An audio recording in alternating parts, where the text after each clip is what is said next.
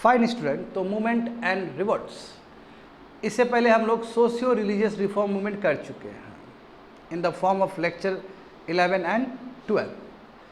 आज की क्लास में ऑल टुगेदर न्यू टॉपिक देखने जा रहे हैं रेवोल्यूशनरी मूवमेंट्स।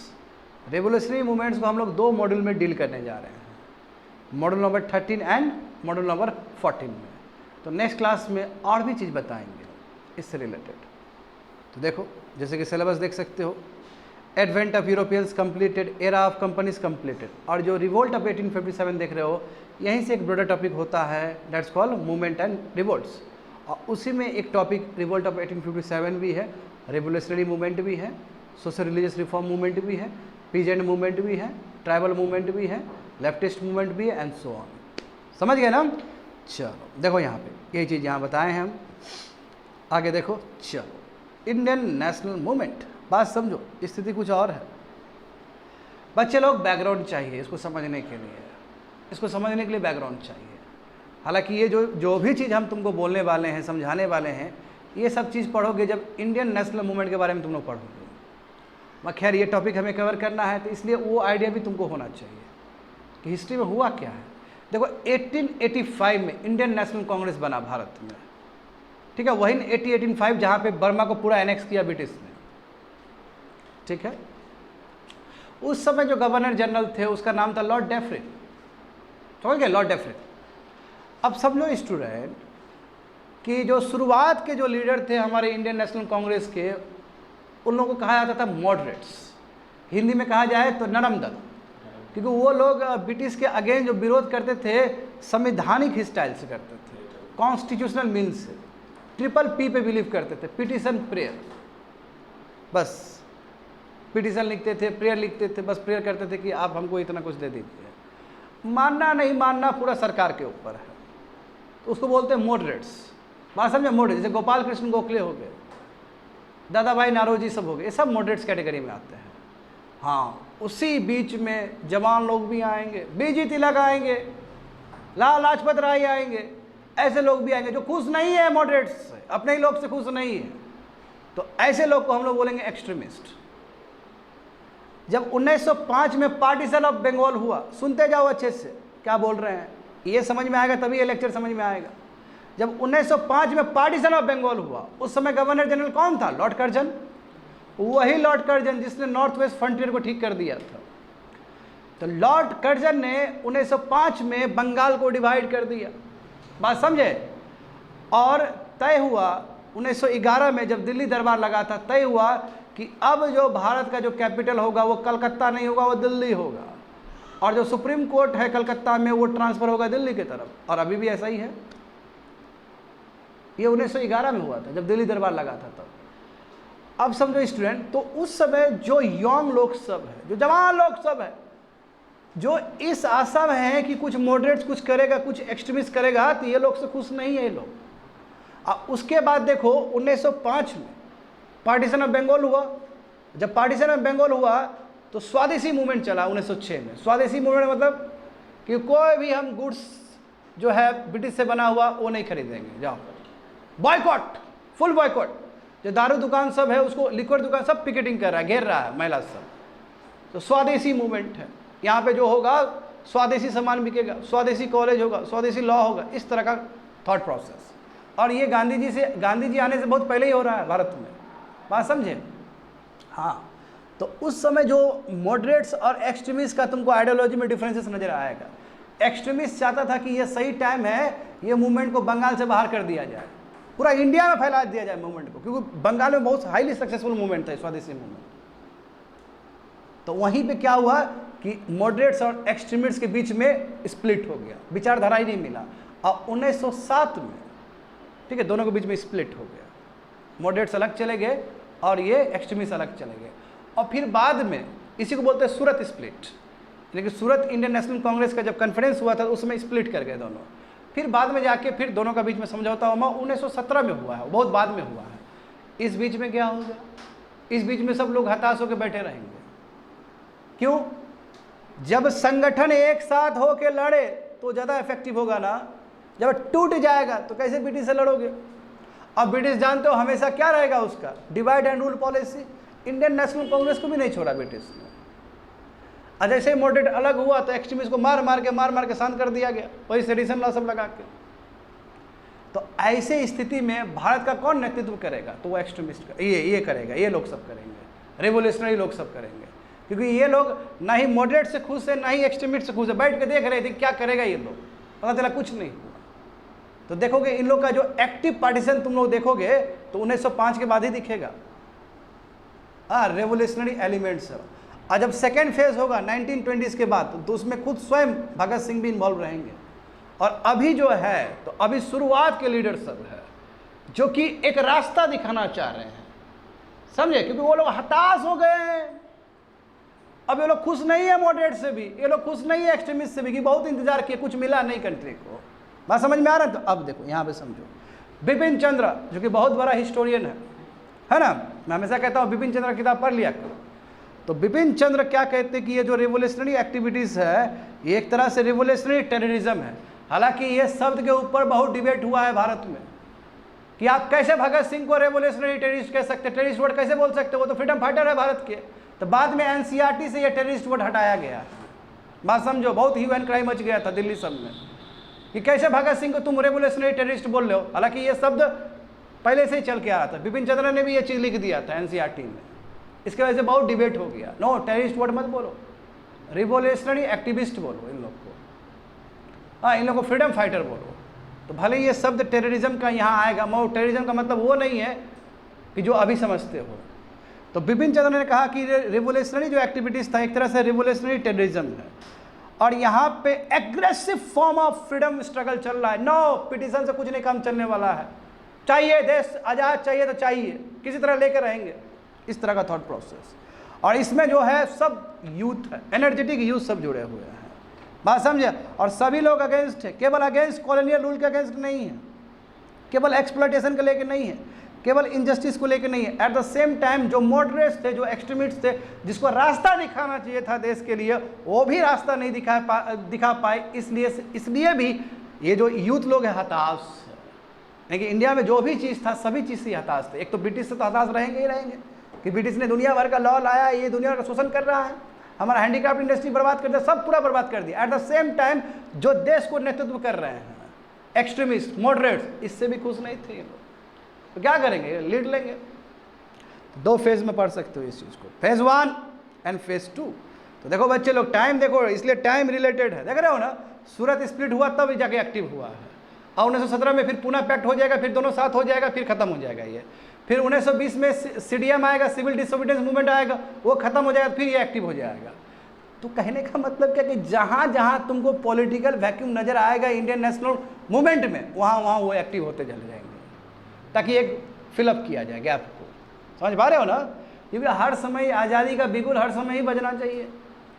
यदि चुपचाप शांति से बैठ गए तो नहीं चलने वाला है। और जहाँ तक सवाल है भारत का आज़ादी का, तो इसमें देखो कितने लोगों ने बलिदान दिया है। सही बात है ना? बहुत सारे लोग, अनसंग हीरोज सब, जिसका नाम भी हम नहीं जानते, आज क्लास में जानोगे इनके बारे में।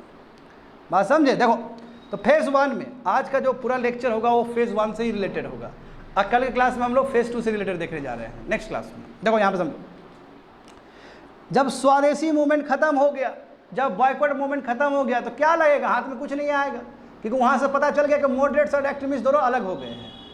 तो चाहिए ना देश को नेतृत्व देने के लिए, चाहिए ना कि कोई जो ब्रिटिश से चैलेंज कर सके। तो उस समय क्या पॉलिटिकल वैक्यूम कौन भरेगा, कौन फिलअप करेगा? ये लोग करेंगे, रेवोल्यूशनरी लोग सब करेंगे। आया समझ में? उसी तरह देखो, जब नॉन कॉपरेशन मूवमेंट खत्म हो गया तो उसके बाद कौन पॉलिटिकल वैक्यूम को भरेगा? ये लोग भरेंगे। तो इसलिए 2 फेज में, इनफैक्ट 3 फेज भी कोई कह सकता है स्टूडेंट, क्योंकि एक जो लास्ट का जो फेज है उसमें सुभाष चंद्र बोस बहुत एक्टिव रहेंगे।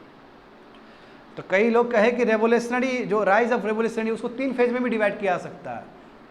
हम तुम लोग को बताएंगे 2 फेज में, मगर वो सेकेंड जो फेज है उसमें एक और फेज है, थर्ड वाला, जिसमें सुभाष चंद्र बोस, INA ट्रायल, नीचे देखते हो अंडमान निकोबार वाला एपिसोड, जापान वाला सब चीज़ वो तुमको दिखेगा वो उसमें भी।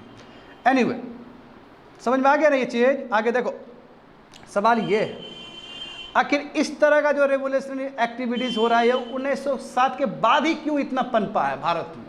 तो एक तो नेचुरल रीजन, सूरत स्प्लिट, एक ये भी रीजन है ना कि रेवोल्यूशनरी जो लोग सब थे, जो यूथ लोग थे, वो थोड़ा निराश हो गए कि हमारा जो पॉलिटिकल जो लीडर्स को होना चाहिए था रास्ता दिखाने का, वो नहीं दिखा रहे हैं एज पर आवर विश। तो हम चाहते हैं कि जल्दी भारत को आज़ादी मिले। ये लोग यूथ लोग को जल्दी चाहिए होता है ना कोई भी चीज़, यूथ का एनर्जी है अपना, वो अपने हिसाब से सोचता है। सही बात है कि नहीं है? मैं एट द सेम टाइम उस समय का परिस्थिति भी अलग था, वर्ल्ड में कुछ तरह का इवेंट्स भी हुआ है। तो नंबर 1 पहले देख लो, नंबर 1 जो बोले हैं कि जो नेशनल लीडरशिप है, चाहे मॉडरेट्स हो चाहे एक्सट्रीमिस्ट हो, उसने क्लियर रास्ता नहीं दिखाया, इसलिए लोग हताश हो गए ये लोग। सेकंड देखो, उस समय कुछ कुछ इंटरनेशनल इवेंट्स भी हुए हैं। तो इंटरनेशनल इवेंट्स का क्या हुआ बताओ? इटली, इथोपिया, अफ्रीका का कंट्री, वो इटली को हरा देता है। जापान एक छोटा सा कंट्री, वो रसिया को भी हरा देता है। उस समय जार था वहाँ का जो रूलर थे। इससे क्या हुआ कि जितने वो वेस्टर्न सुप्रीमेसी है कि यूरोप कभी भी नहीं हार सकता है, तो वो तो मिथ टूट गया ना। जब इथोपिया इटली को हरा दिया, जब जापान रसिया को हरा दिया, तो एक जो सुप्रीमेसी था, मिथ था कि यूरोप को कोई नहीं हरा सकता है, तो हरा दिया ना। तो इंग्लिश को क्यों नहीं हराया जा सकता है, सवाल ये है। तो लोग काफ़ी प्रभावित हो जाएंगे।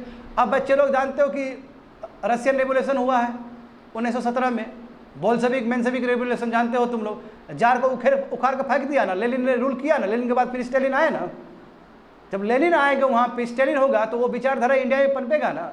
तुम लोग को जान के हैरानी तो नहीं होगा, जानता होगा तुम लोग, जो भगत सिंह थे वो कम्युनिस्ट थे। भगत सिंह कौन से विचारधारा के थे? कम्युनिस्ट वाले विचारधारा के थे। तो अब कम्युनिस्ट वाला चीज़ आया कहाँ से? रसिया से आया है सब चीज़। आया समझ में? International relation. दूसरा देखो, जो और भी कंट्री में रेवोल्यूशनरी मूवमेंट हो रहा था, जैसे एग्जांपल देखो मजनी का इटली में। हालांकि मजनी बहुत ही विवादित, हाँ, जैसे मसोलिनी हो गया, मजनी हो गया, थोड़ा विवादित चेहरा है, उसमें कोई सेकंड थॉट नहीं है। मगर जो मजनी के अंदर जो काम हो रहा था, रेवोल्यूशनरी काम हो रहा था इटली में, इससे बहुत प्रभावित हुआ भारत के यूथ सब। और दूसरी बात है लेनिन, देखो भाई, तो एक मिलेगा ना इंस्पिरेशन, समझ पा रहे हो ना? इंस्पिरेशन मिलेगा। और दूसरी बात है कि यूथ के अंदर गुस्सा है, यूथ के अंदर डिसअपॉइंटमेंट है कि अभी तक क्यों नहीं हुआ जी, हम इतना एक्टिवली पार्टिसिपेट किए, कुछ नहीं मिला, तो क्या हो जाएंगे ये लोग? हताश हो जाएंगे। और इन लोगों का एनर्जी बचा हुआ है, तो एनर्जी कहीं ना कहीं खर्च करेंगे ना, तो रेवोल्यूशनरी पाथ में खर्च कर देंगे अपना एनर्जी। तो इसलिए देखो यहाँ पे क्या लिखा गया है, younger nationalist and youth who actively participate now got directionless because extremist leader were unable to utilise the revolutionary energy. अब इन लोगों को उम्मीद था एक्सट्रीमिस्ट लोग से, क्योंकि एक्सट्रीमिस्ट में भी तो बहुत एनर्जी है, मॉडरेट से अलग है ना एक्सट्रीमिस्ट। मगर एक्सट्रीमिस्ट वाले जो बीजेपी लगवाए टाइप के लोग, लाला लाजपत राय टाइप के लोग सब, मैं ये लोग भी इन लोग का एनर्जी अच्छे से टैप नहीं कर पाए, यूज़ नहीं कर पाया। तो कारण तो एक सबसे बड़ा कारण ये कि मॉडरेट्स और एक्सट्रीमिस्ट अलग हो गया, तो फूट डल गया वहाँ पे, कमज़ोर हो गए ये लोग खुद ही। तो ये लोग भी बेचारे लोग डायरेक्शन लेस हो गए, इन लोगों का भी एनर्जी ठीक से एक्सट्रीमिस्ट लोग, लीडर्स लोग यूज़ नहीं कर पाए। तो क्या करेंगे? वो चीज़ दिखेगा तुमको, अपना एनर्जी, यूथ है, जवान है, तो अपने हिसाब से काम करेंगे। बहुत सारा कंस्पिरेसी होगा यहाँ पे। कंस्पिरेसी समझते हो ना? षड्यंत्र किसके अगेंस्ट?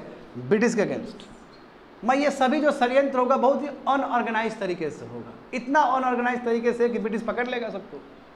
यहाँ पे देखो, तो जो यंगर नेशनलिस्ट सब है, ठीक है, अब ये लोग चाहते कि यस अब टाइम आ चुका है, बहुत हो गया, अब लड़ना पड़ेगा हमें, है ना, अब लड़ना पड़ेगा। और बैकग्राउंड से कह सकते हो गोरिल्ला टाइप का बैकग्राउंड से ये लड़ेंगे बढ़िया से। ऐसा नहीं कि साफ साफ नहीं दिखेगा कौन आदमी हमसे लड़ रहा है, आएगा गोली ठोक देगा, भाग जाएगा। देखेगा कि जो जो मजिस्ट्रेट सब है, ब्रिटिश मजिस्ट्रेट, वो बदमाशी कर रहा है, इंडियन पीपल को परेशान कर रहा है, उसको गोली ठोक के भाग जाएगा सब। बाद में फिर ट्रायल होते रहेगा। समझ रहे हो ना? तो देखो क्या लिखा गया है, younger nationalist who had participate in the movement found it impossible to leave off and disappear into the background. यानी कि लगा कि नो, अब राइट टाइम है, अब हमको पार्टिसिपेट करना पड़ेगा, अब हो गया, बहुत हो गया, एक्सट्रीमिस्ट मॉडरेट्स बहुत हो गया, कुछ नहीं करने वाला ये लोग सब, तो अब हमको ही करना होगा। बट इन लोगों का जो अप्रोच है बहुत अलग है, समझ गया? Approach is very different. तो देखो क्या क्या पढ़ने वाले हो स्टूडेंट इस क्लास में। इसमें पढ़ने वाले हो कि जो रेवोल्यूशनरी एक्टिविटीज़ हुआ था बंगाल में। देखो बंगाल तो गढ़ है ना स्टूडेंट, इंडियन नेशनल मूवमेंट का, है कि नहीं? बताओ तो, गढ़ है वो, वहीं से स्टार्ट हुआ है। उसके बाद हम बम्बई भी देखेंगे, हम पंजाब और लाहौर भी देखेंगे, और बाहर जो इंडिया से बाहर जो चला है वो भी देखेंगे, और बाद में और भी बहुत सारे रेवोल्यूशनरीज देखने वाले हैं। तो फर्स्ट देखते हैं, very very important, revolutionary activities in Bengal. In fact इसको पॉइंट को लिख सकते हो, कुछ कुछ पॉइंट को लिख सकते हो, बहुत इंपॉर्टेंट सब चीज़ है। युगांतर पार्टी, ठीक है, वेरी इंपॉर्टेंट पार्टी। ये क्या है देखो, अनुशूलन समिति, एक समिति था, 1902 में बना था ये समिति। इसको बनाने वाले कौन थे? प्रमाद नाथ मित्रा। तो 1902 में अनुशूलन समिति बना और इसमें अरविंदो घोष भी शामिल था। अरविंदो घोष बहुत बड़ा नाम है इनका, समझे। और ये सीक्रेट सोसाइटी था। सीक्रेट सोसाइटी मतलब क्या? अंडरग्राउंड काम करता था, किसी को पता नहीं था इस सोसाइटी के बारे में, सरकार के संज्ञान में नहीं था ये। That's called secret society. बात समझ गए ना? तो अनुशूलन समिति कहाँ बना? बंगाल में बना। कब? 1902 में बना है। इसमें कौन कौन लोग थे? स्टेक होल्डर कौन कौन थे? तो परमनाथ मित्रा, अरविंदो घोष भी। और इसी का जो ऑफशूट है, इसी का एक ब्रांच है जुगांतर पार्टी। यही जुगांतर को हम लोग युगांतर पार्टी भी कह सकते हैं। अभी बहुत इंपॉर्टेंट है, अभी कंस्पिरेसी होगा ना ब्रिटिश के अगेंस्ट, इसमें ये पार्टी बहुत ही हाईली एक्टिव रहेगा, जुगांतर युगांतर पार्टी। और शुरुआत के भगत सिंह लोग सब है ये सब। भगत सिंह को तो बहुत लाइमलाइट मिला, हर कोई जानता है भगत सिंह के बारे में। भगत सिंह का जो अप्रोच है इन लोगों के पास भी वही रहेगा। तो कह सकते हो शुरुआत के भगत सिंह सब लोग सब है ये, जो कंस्पिरेसी में इन्वॉल्व रहेंगे। देखो कैसे, हाँ देखो कलकत्ता में, बाद में ढाका में भी खुला है, समझे ना, जुगांतर पार्टी का जो ऑफशूट सब है। तो कलकत्ता में खुला पहले Anushilan Samiti, and later Dhaka were the two major strain whole of the association. यानी कि ढाका में, ढाका जानते हो अभी बांग्लादेश का कैपिटल है, पर तो इंडिया का साथी था वो सब। हाँ देखो बच्चे लोग क्या दिया गया, अलीपुर बम कंस्पिरेसी। ये जो अलीपुर में कुछ बम कंस्पिरेसी हुआ था, बिल्कुल ये इसी समिति से जुड़ा हुआ चीज़ है। कौन सा समिति? अनुशूलन समिति से।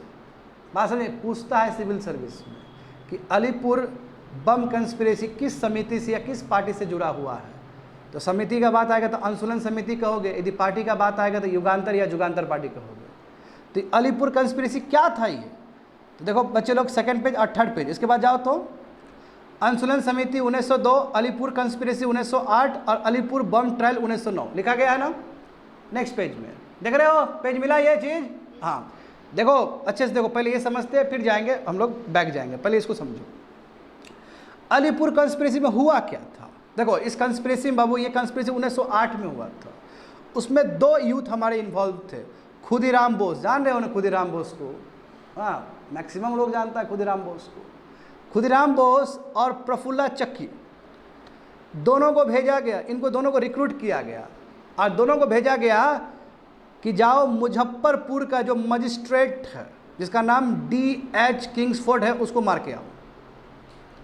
देखो जितने भी जो अनपॉपुलर लोग थे, जिसको पसंद नहीं करते थे, उसी को टारगेट किया था। जैसे मान लो कोई भी मजिस्ट्रेट आया, वही DM सब मजिस्ट्रेट, जुडिशियल मजिस्ट्रेट हो गए, यदि ये लोग गलत फैसला सुनाए, यदि ये लोग गलत एडमिनिस्ट्रेटिव कोई डिसीजन लिया, तो ये सब उसमें आ जाएगा, हाईलाइट में आ जाएगा कि देखो ये मजिस्ट्रेट इंडियंस के लिए खराब काम कर रहा है।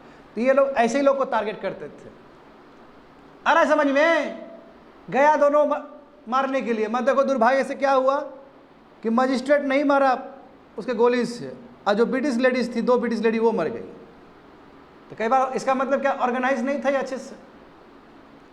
तो ये दोनों जो गए हैं, खुदीराम बोस गए और प्रफुल्ला चक्की जो गए हैं मारने के लिए, किसको मारने के लिए गए थे? मजिस्ट्रेट को मार, वो चीफ प्रेसिडेंसी जो मुजफ्फरपुर का था मजिस्ट्रेट D.H. किंग्सफोर्ड को, वो नहीं मरा और उसके बदले में 2 लेडीज़ मर गई। तो इसी को बोलते हैं अलीपुर कंस्पिरेसी 1908। ये अनुशूलन समिति से जुड़ा हुआ चीज़ है। आया समझ में? इसी कंस्पिरेसी मतलब क्या है कि षड्यंत्र रचना किसी का अगेंस्ट और षड्यंत्र को एग्जीक्यूट करना, भले आदमी मरे या नहीं मरे वो विषय दूसरा है। अब दूसरा देखते हैं अलीपुर बम ट्रायल। ये क्या था देखो। अब बच्चे लोग, अब जब पकड़ेगा नहीं लोग, पुलिस पकड़ेगा नहीं इसको, मतलब ये दोनों कौन था, किसको मारना चाह रहा था, मरी 2 लेडीज़, तो इसके पीछे छानबीन होगा ही होगा। इसलिए देखो ज़्यादा टाइम का अंतर नहीं है। तो प्रफुल्ला जो चक्की थे वो सुसाइड कर लिए और खुदीराम बोस को बाद में अरेस्ट कर लिया गया। ठीक है, खुदीराम बोस को अरेस्ट कर लिया गया। और तुम लोगों को पता है ना खुदीराम बोस के बारे में? हाँ, खुदीराम बोस पहले रिवोल्यूशनरी है जिसको फांसी हुआ है, बहुत कम एज में। भगत सिंह से पहले फांसी दिया गया था इनको। इनफैक्ट नीचे जो लिखा गया, जान के हैरान हो जाओगे, खुदीराम बोस को पकड़ने वाले भी एक इंडियन पुलिसमैन ही थे, नंदालाल बनर्जी। नंदालाल बनर्जी एक पुलिस वाला था, इंडियन ही था, बंगाली था। बनर्जी समझ ही रहे हो। इसने क्या किया, इसको पकड़ा, खुदीराम बोस को पकड़ा। अब इस चीज़ को लेकर खुन्नस होगा इंडियंस के बीच में, बताओ, इंडियन पुलिस ही पकड़ लिया। बाद में बनर्जी को जो लिपटाया वो भट्टाचार्य ने लिपटाया, यानी कि एक बंगाली को दूसरे बंगाली ने मार दिया पकड़ के। क्यों? खुदीराम को क्यों पकड़ा? हाँ, पुलिसमैन ने वो, यानी कि ये नंदलाल बनर्जी ने क्यों पकड़ा उसको, खुदीराम बोस को? इस बात का खुन्नस था। अब बाद में क्या किया देखो, नरेंद्रनाथ भट्टाचार्य ने नंदलाल बनर्जी को मार दिया इस गुस्से से। तो यहाँ देख रहे हो ना, कहने का मतलब क्या है कि ब्रिटिश किस तरह शासन चला रहा है, ब्रिटिश अपने आदमी को मरवा रहा है। और यही हुआ था जलियांवाला मैसाकर में। आ रहा है समझ में क्या बोल रहे हैं? जलियांवाला मैसाकर में यही हुआ था। कितने थे ब्रिटिश लोग? चंद भर। ऐसा एडमिनिस्ट्रेटिव कंट्रोल कि वो यस बोलेगा तो यस करेगा, नो बोलेगा तो नो करेगा। देखो ना यहाँ पे भी वही हुआ। इस खुन्नस में नंदलाल बनर्जी को मार दिया गया नरेंद्रनाथ भट्टाचार्य के द्वारा। अब अलीपुर बम ट्रायल देखो, तो प्रफुल्ला चक्की तो मर गए, सुसाइड हो गया उनका। खुदीराम बोस पकड़े गए, उसके बाद उनका हो गया, एग्जीक्यूशन भी हो गया। हाँ, this trial led to death sentence. देखो इससे डेथ सेंटेंस मिला बरिंद्र घोष को और उलस्कर दत्त को। मैं बताऊंगा इन दोनों के बारे में। हाँ, मगर देखो बाद में इनको डेथ सेंटेंस में, इनकी फांसी का सजा मिल गया था। बट थैंक्स कि उस समय जो लॉयर सब थे उन्होंने क्या किया कि बोला है कि इसको आप लाइफ इम्प्रिजमेंट कर दो, उम्र भर का कैद कर दो। तो किसी तरह मान लिया गया और बाद में 1920 में ये दोनों शख्सियत रिलीज़ हो गए। कौन? बरिंदर घोष और उलस्कर दत्त। उस समय आरोप तो श्री अरबिंदो घोष पे भी लगा था बच्चे लोग, ये जान लो। श्री अरबिंदो घोष बहुत बड़ा नाम है ना, अरबिंदो घोष बहुत बड़ा नाम है। तो अरबिंदो घोष भी दोषी पाए गए थे, मगर उस समय जो लॉयर थे चित्तरंजन दास, CR दास, बाद में भी देखोगे इनका बहुत बड़ा रोल है इंडियन नेशनल मूवमेंट में। तो चित्तरंजन दास जो है बहुत ही अच्छे बैरिस्टर, बहुत अच्छे लॉयर, उन्होंने डिफेंड कर दिया और किसी तरह श्री अरबिंदो घोष को बचा दिया। मगर वो तो पकड़े गए, बरिंदर घोष तो पकड़े गए, उलस्कर दत्त तो पकड़े गए, उसको जेल में डाल दिया गया है ना। उसको इनफैक्ट उसको दे दिया, सेंटेंस दे दिया था, बाद में वो उसको चेंज करके लाइफ इम्प्रिजमेंट कर दिया। 1920 में वो रिलीज भी हो गया। आया समझ में? तो अलीपुर कंस्पिरेसी क्या है और अलीपुर बम ट्रायल क्या है, कि जो आपने कंस्पिरेसी किया था उसका ट्रायल होगा ना, ट्रायल 1 साल बाद ट्रायल, जानते हो कि कोर्ट में आएगा मामला, फिर टाइम लगता है ट्रायल होने में। तो यही अलीपुर कंस्पिरेसी है। तो हम कह सकते हैं कि हमारे जो खुदीराम बोस है वो शहीद हो गए इसमें। समझ गए ना? ऊपर जाओ बच्चे लोग। देखो यहाँ पे युगांतर पार्टी, युगांतर पार्टी क्या अंशुलन समिति का अपशूट है। अब देखो यही भूपेंद्र दत्ता, बरिंद्र घोष, अरबिंदो घोष और राजा सुबोध मलिक। समझ गए ना? अरबिंदो घोष फाउंडिंग थे ना, स्पॉन्सर करने वाले। अरबिंदो घोष बच गए ना, थैंक्स टू द CR दास। अब समझते जाओ स्टूडेंट। तो वही युगांतर कहो या युगांतर कहो, जिसका मतलब होता है नया एरा, न्यू एरा, नया समय। ये एक अपशूट है अंशुलन समिति का और ये सीक्रेट सोसाइटी था। हाँ, इधर ढाका में भी, इधर कलकत्ता में भी। आ रहा है समझ में ना? अब इसमें देखो अभी ये लोग कर क्या रहे हैं इसमें। देखो लीडर देखो, अरबिंदो घोष और उसके भाई जो बरिंदर घोष, भूपेंद्र दत्ता है और राजा सुबोध मलिक, ये सब लीडर्स सब हैं। अब देखो ये लोग क्या करते थे, देखो यहाँ पे समझो student. Some senior members of the group were sent abroad for political and military training. कई लोग बाहर भी जाते थे ट्रेनिंग के लिए, ये सब। इनफैक्ट कई लोग तो तुम्हारा गदराइट पार्टी से भी जुड़े हुए थे। अभी थोड़ी देर में बताऊंगा गदर पार्टी क्या है, ठीक है। वहाँ पे ट्रेनिंग भी करते थे, ठीक है। फ्यूचर में ये लोग सब गदर पार्टी का भी हिस्सा बने हैं। गदर पार्टी में बताऊंगा, जो बाहर सैन फ्रांसिस्को में बना था, यूनाइटेड स्टेट्स में, बहुत तगड़ा पार्टी है वो। हाँ, उसमें भगत सिंह के जो अपने चाचा अजीत सिंह सब भी जुड़े हुए थे उसमें। खैर अभी समझेंगे थोड़ी देर में। तो जितने भी सुरेंद्र मोहन बोस हो गए, तारकनाथ दास हो गए, गुरान दत्त कुमार हो गए, सब इसके हिस्से थे। बाहर जाते थे, ट्रेनिंग लेते थे और इनफैक्ट फ्यूचर आने वाले समय में सब गदर पार्टी के भी मेंबर बनेंगे। तो आप कोई पूछेगा तुम लोग से क्या अंशुलन समिति और गदर पार्टी में कोई रिलेशन है, तो बिल्कुल रिलेशन है। कि जा रहे हैं वहाँ पे बहुत सारा चीज़ कर रहे हैं, ट्रेनिंग हो रहा है, बाद में यही लोग जाके गदर पार्टी को भी आगे बढ़ा देंगे। तो अंशुलन समिति, युगांतर पार्टी या युगांतर पार्टी, और कौन सा कंस्पिरेसी जुड़ा हुआ है इससे? अलीपुर बम कंस्पिरेसी। याद रहेगा ये चीज़ बिल्कुल। आगे देखो तो यही हुआ ना इनके साथ। खुदीराम बोस चले गए, है ना। प्रफुल्ला चक्की ने सुसाइड कर लिया। बरिंद्र घोष और उलस्कर दत्त को फांसी का सजा दिया गया था, बाद में बस छोड़ दिया गया 1920 में। और अरबिंदो घोष बच गए thanks to the CR Das. सही बात है ना? देखो यहाँ पे समझो, the focus of this revolution was to kill and send to the hell to those British and Indian officers who were oppressive. यानी कि इंडियन ऑफिसर को भी छोड़ने का बात नहीं है। ब्रिटिश को तो मारेगा ही मारेगा, इंडियन ऑफिसर को ही मारेगा। अभी देखे थे ना, बनर्जी को मारा ना भट्टाचार्य ने। जितने भी इंडियन ऑफिशियल्स जो अप्रेसिव है, जो दबा रहा है इंडियंस पीपल को, उसको भी नहीं छोड़ा जाएगा। अब ब्रिटिश को तो मारा जाएगा। ऐसा ब्रिटिश जो वो किंग्सफोर्ड को गया था ना टारगेट करने के लिए, तो सबको देखा जाएगा। ये लोग स्वदेशी डकैती से भी जुड़े हुए थे। क्या होता है स्वदेशी डकैती? यानी कॉज के लिए, अपने रेवोल्यूशन को आगे बढ़ने के लिए तो पैसा चाहिए ना जी, कहाँ से पैसा आएगा? डकैती करके। तो कोई डकैती पेट भरने के लिए नहीं कर रहे थे लोग, सब डकैती कर रहे थे ताकि मूवमेंट कैरी हो सके। चाहिए ना पैसा जी, आर्म्स चाहिए, एम्यूनिशन चाहिए, पैसा चाहिए उसकी। देखो तो यही हुआ स्वदेशी डकैती। तो फंड रेजिंग के लिए, पैसा उठाने के लिए लोग डकैती करते थे, बट अपने कॉज के लिए, रेवोल्यूशंस लड़ने के लिए। तो इस तरह का जो डकैती है उसको क्या बोलते हैं? स्वदेशी डकैती। ये लोग सब इन्वॉल्व है इसमें। बच्चे लोग अब पढ़ेंगे दूसरा जो ब्रांच है, ढाका अनुशीलन समिति 1905 का। ये भी ब्रांच है अनुशीलन समिति का, जो कि ढाका में बना था, ढाका में खुला था। अब देखो ये जो फिगर देख रहे हो, पुलिन बिहारी दास, वेरी इंपॉर्टेंट पर्सनालिटी। देखो शुरू में 80 मेंबर थे इसमें, समझे। और उसमें जो नेतृत्व जो कर रहे थे, जो लीडरशिप कर रहे थे, वो पुलिन बिहारी दास थे। और ये इतना खतरनाक ये समिति का बढ़ा है, जैसे स्प्रेड लाइक वाइल्ड फायर। बहुत सारे लोग जुड़ गए यहाँ पे आके। ब्रिटिश को बड़ा टेंशन हुआ इसमें।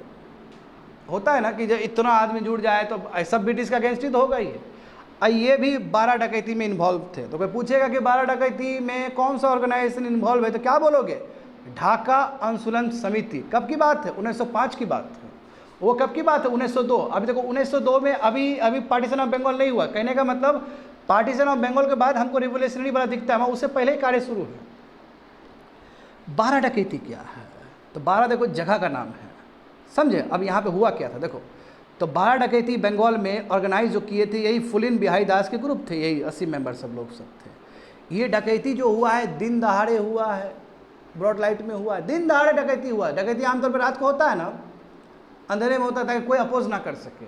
ये दिन दहाड़े डकैती हुआ है, समझे। और कहाँ पे हुआ है? जो जमींदार थे 12 का, वही जो कि ढाका में ढाका का एक जगह, एक डिस्ट्रिक्ट है, एक जगह है 12, वहाँ पे दिन दहाड़े एक जमींदार का घर को लूट लिया गया और पैसा रेज किया। वही स्वदेशी डकैती है ये। और किस लिए रेज किया जाएगा? ताकि आर्म्स और एम्यूनिशन खरीदा जा सके और ब्रिटिश को थोड़ा सा हवा पानी पिलाया जा सके। आया समझ में? सब स्वदेशी डकैती का एग्जाम्पल है ये सब। तो वह पूछेगा कि 12 डकैती किस ऑर्गेनाइजेशन से रिलेटेड है, बता दोगे ना? ढाका अनुशीलन समिति। अब देखो बच्चे लोग, बिल्कुल ये भी उससे रिलेटेड है। बारिसाल कंस्पिरेसी। अब जैसे हम लोग अलीपुर बम कंस्पिरेसी देखे ना बच्चे लोग, अलीपुर कंस्पिरेसी किससे रिलेटेड है? अनुशीलन समिति से, जो कलकत्ता में जिसका ब्रांच है। जुगांदर पार्टी भी बोल सकते क्योंकि मेंबर सेम ही है। अरविंदो घोष किस तरह बच गए? अरविंदो घोष को बचाना बहुत जरूरी था, उनका बहुत काम है अभी। समझे, बहुत बड़े लीडर है वो अनुशीलन समिति के तो मेंबर है ही। इंडियन नेशनल मूवमेंट में बहुत बड़ा रोल है अरविंदो घोष का। अरे बहुत बड़े फिलोसोफर रहे हैं वो, बाद में स्पिरिचुअल लाइफ को चुन लिया, वो दूसरा विषय है। यहाँ पे देखो बारिसाल कंस्पिरेसी। ये क्या हुआ? बारिसाल एक डिस्ट्रिक्ट का नाम है बंगाल रीजन में। साउथ ईस्टर्न कॉर्नर जो बंगाल का रीजन है उसमें एक डिस्ट्रिक्ट है बारिसाल। जैसे 12 था ना, 12 डकैती वो भी एक जगह था ना ढाका में, उस तरह ये भी एक डिस्ट्रिक्ट है। अब हुआ क्या देखो, इसमें ना ट्रायल चला। ब्रिटिश का जो अथॉरिटी है उसने ट्रायल चलाया 44 बंगाली के ऊपर, 44 बंगालीज के ऊपर। और 44 बंगालीज के ऊपर आरोप था कि तुम ऐसा काम कर रहा है जिसकी वजह से रेबिलियन हो सकता है ब्रिटिश राज के अगेंस्ट। रेबिलियन जानते हो ना, वही सेडिशन वाला हो जाएगा। ब्रिटिश राज के अगेंस्ट रेबिलियन हो सकता है, इसलिए रेबिलियन समझ रहे हो ना, विद्रोह हो सकता है, विद्रोह हो सकता है। तो 24 बंगाली लोग को पकड़ा गया। यही कंस्पिरेसी है कि जहाँ पे 44 ग्रुप आए, पीपल आए जो ब्रिटिश से लड़ना चाह रहे थे, उस सबको पकड़ा गया। और उसके बाद क्या किया देखो यहाँ पे, the colonial police there reported that they have seize certain documents implicating the Anushilan Samiti. आप देखो जो भी 44 मेंबर को पकड़ा गया, ये लोग को पकड़ा गया, इससे पता चला कि इसका जो तार जुड़ा है अनुशीलन समिति से। तो अनुशीलन समिति के ऊपर खतरा आ जाएगा ना, उसके ऊपर भी डंडा बरसाने का चांस रहेगा ना स्टूडेंट। देखो तो इसके जो लीडर थे बारिसाल कंस्पिरेसी में, जहाँ पे 44 मेंबर पूरा लगे हुए थे कि कैसे ब्रिटिश को वो किया जाए, और आरोप भी वही था। तो उसके जो मेंबर थे त्रिलोकीनाथ चक्रवर्ती और प्रतुल चंद्र गांगुली, बहुत मेन लीडर्स थे बारिसाल कंस्पिरेसी में। और जो 44 जो एक्यूज थे शुरू में, अधिकतर को तो फ्री कर दिया गया, ठीक है, नहीं पाया गया। और हाँ, फ्यू वेर अवार्डेड लॉन्ग, अब बहुत सारे को, मतलब कुछ कह सकते हो, अधिकतर को तो रिलीज़ कर दिया, ठीक है जाओ कोई बात नहीं, कंस्पिरेसी में ही थे, छोड़ दिया गया। मगर कुछ कुछ को काला पानी भेज दिया गया अंडमान निकोबार में। काला पानी जानते हो, जहाँ ब्रिटिश सावरकर भी गए थे। ब्रिटिश के लिए यही तो है, ऑस्ट्रेलिया भी ब्रिटिश के लिए तो काला पानी ही था, बनाया था। वहाँ पे भर भर के कंट्री बना दिया उसने, तभी तो गोरे पाए जाते हैं ऑस्ट्रेलिया न्यूजीलैंड सब में। तो अंडमान निकोबार भी जानते हो काला पानी के लिए जाना जाता है, तो काला पानी में बहुत सारे लोग को भेज दिए। समझ रहे हो स्टूडेंट? तो चले गए। हाँ, और देखते हैं, सब बंगाल रीजन का ही है। डाउन सोसाइटी, देखो डाउन सोसाइटी में देखो ये शख्सियत सब, सतीश चंद्र मुखर्जी, भागा जतीन और सिस्टर निवेदिता। सिस्टर निवेदिता का बहुत बड़ा नाम है स्टूडेंट, स्वामी विवेकानंद से जुड़ी हुई है ये पर्सनालिटी है। और स्वामी विवेकानंद के बारे में बायोग्राफी बहुत कुछ लिखी है सिस्टर निवेदिता ने, समझे? तो ये भी डाउन सोसाइटी से जुड़ी हुई है। स्वामी विवेकानंद कहाँ है? बंगाल रीजन के हैं ना, इसे भी तुम कनेक्ट कर पाओगे। सतीश चंद्र मुखर्जी इसके फाउंडर थे डाउन सोसाइटी के। और इस सोसाइटी का उद्देश्य क्या था?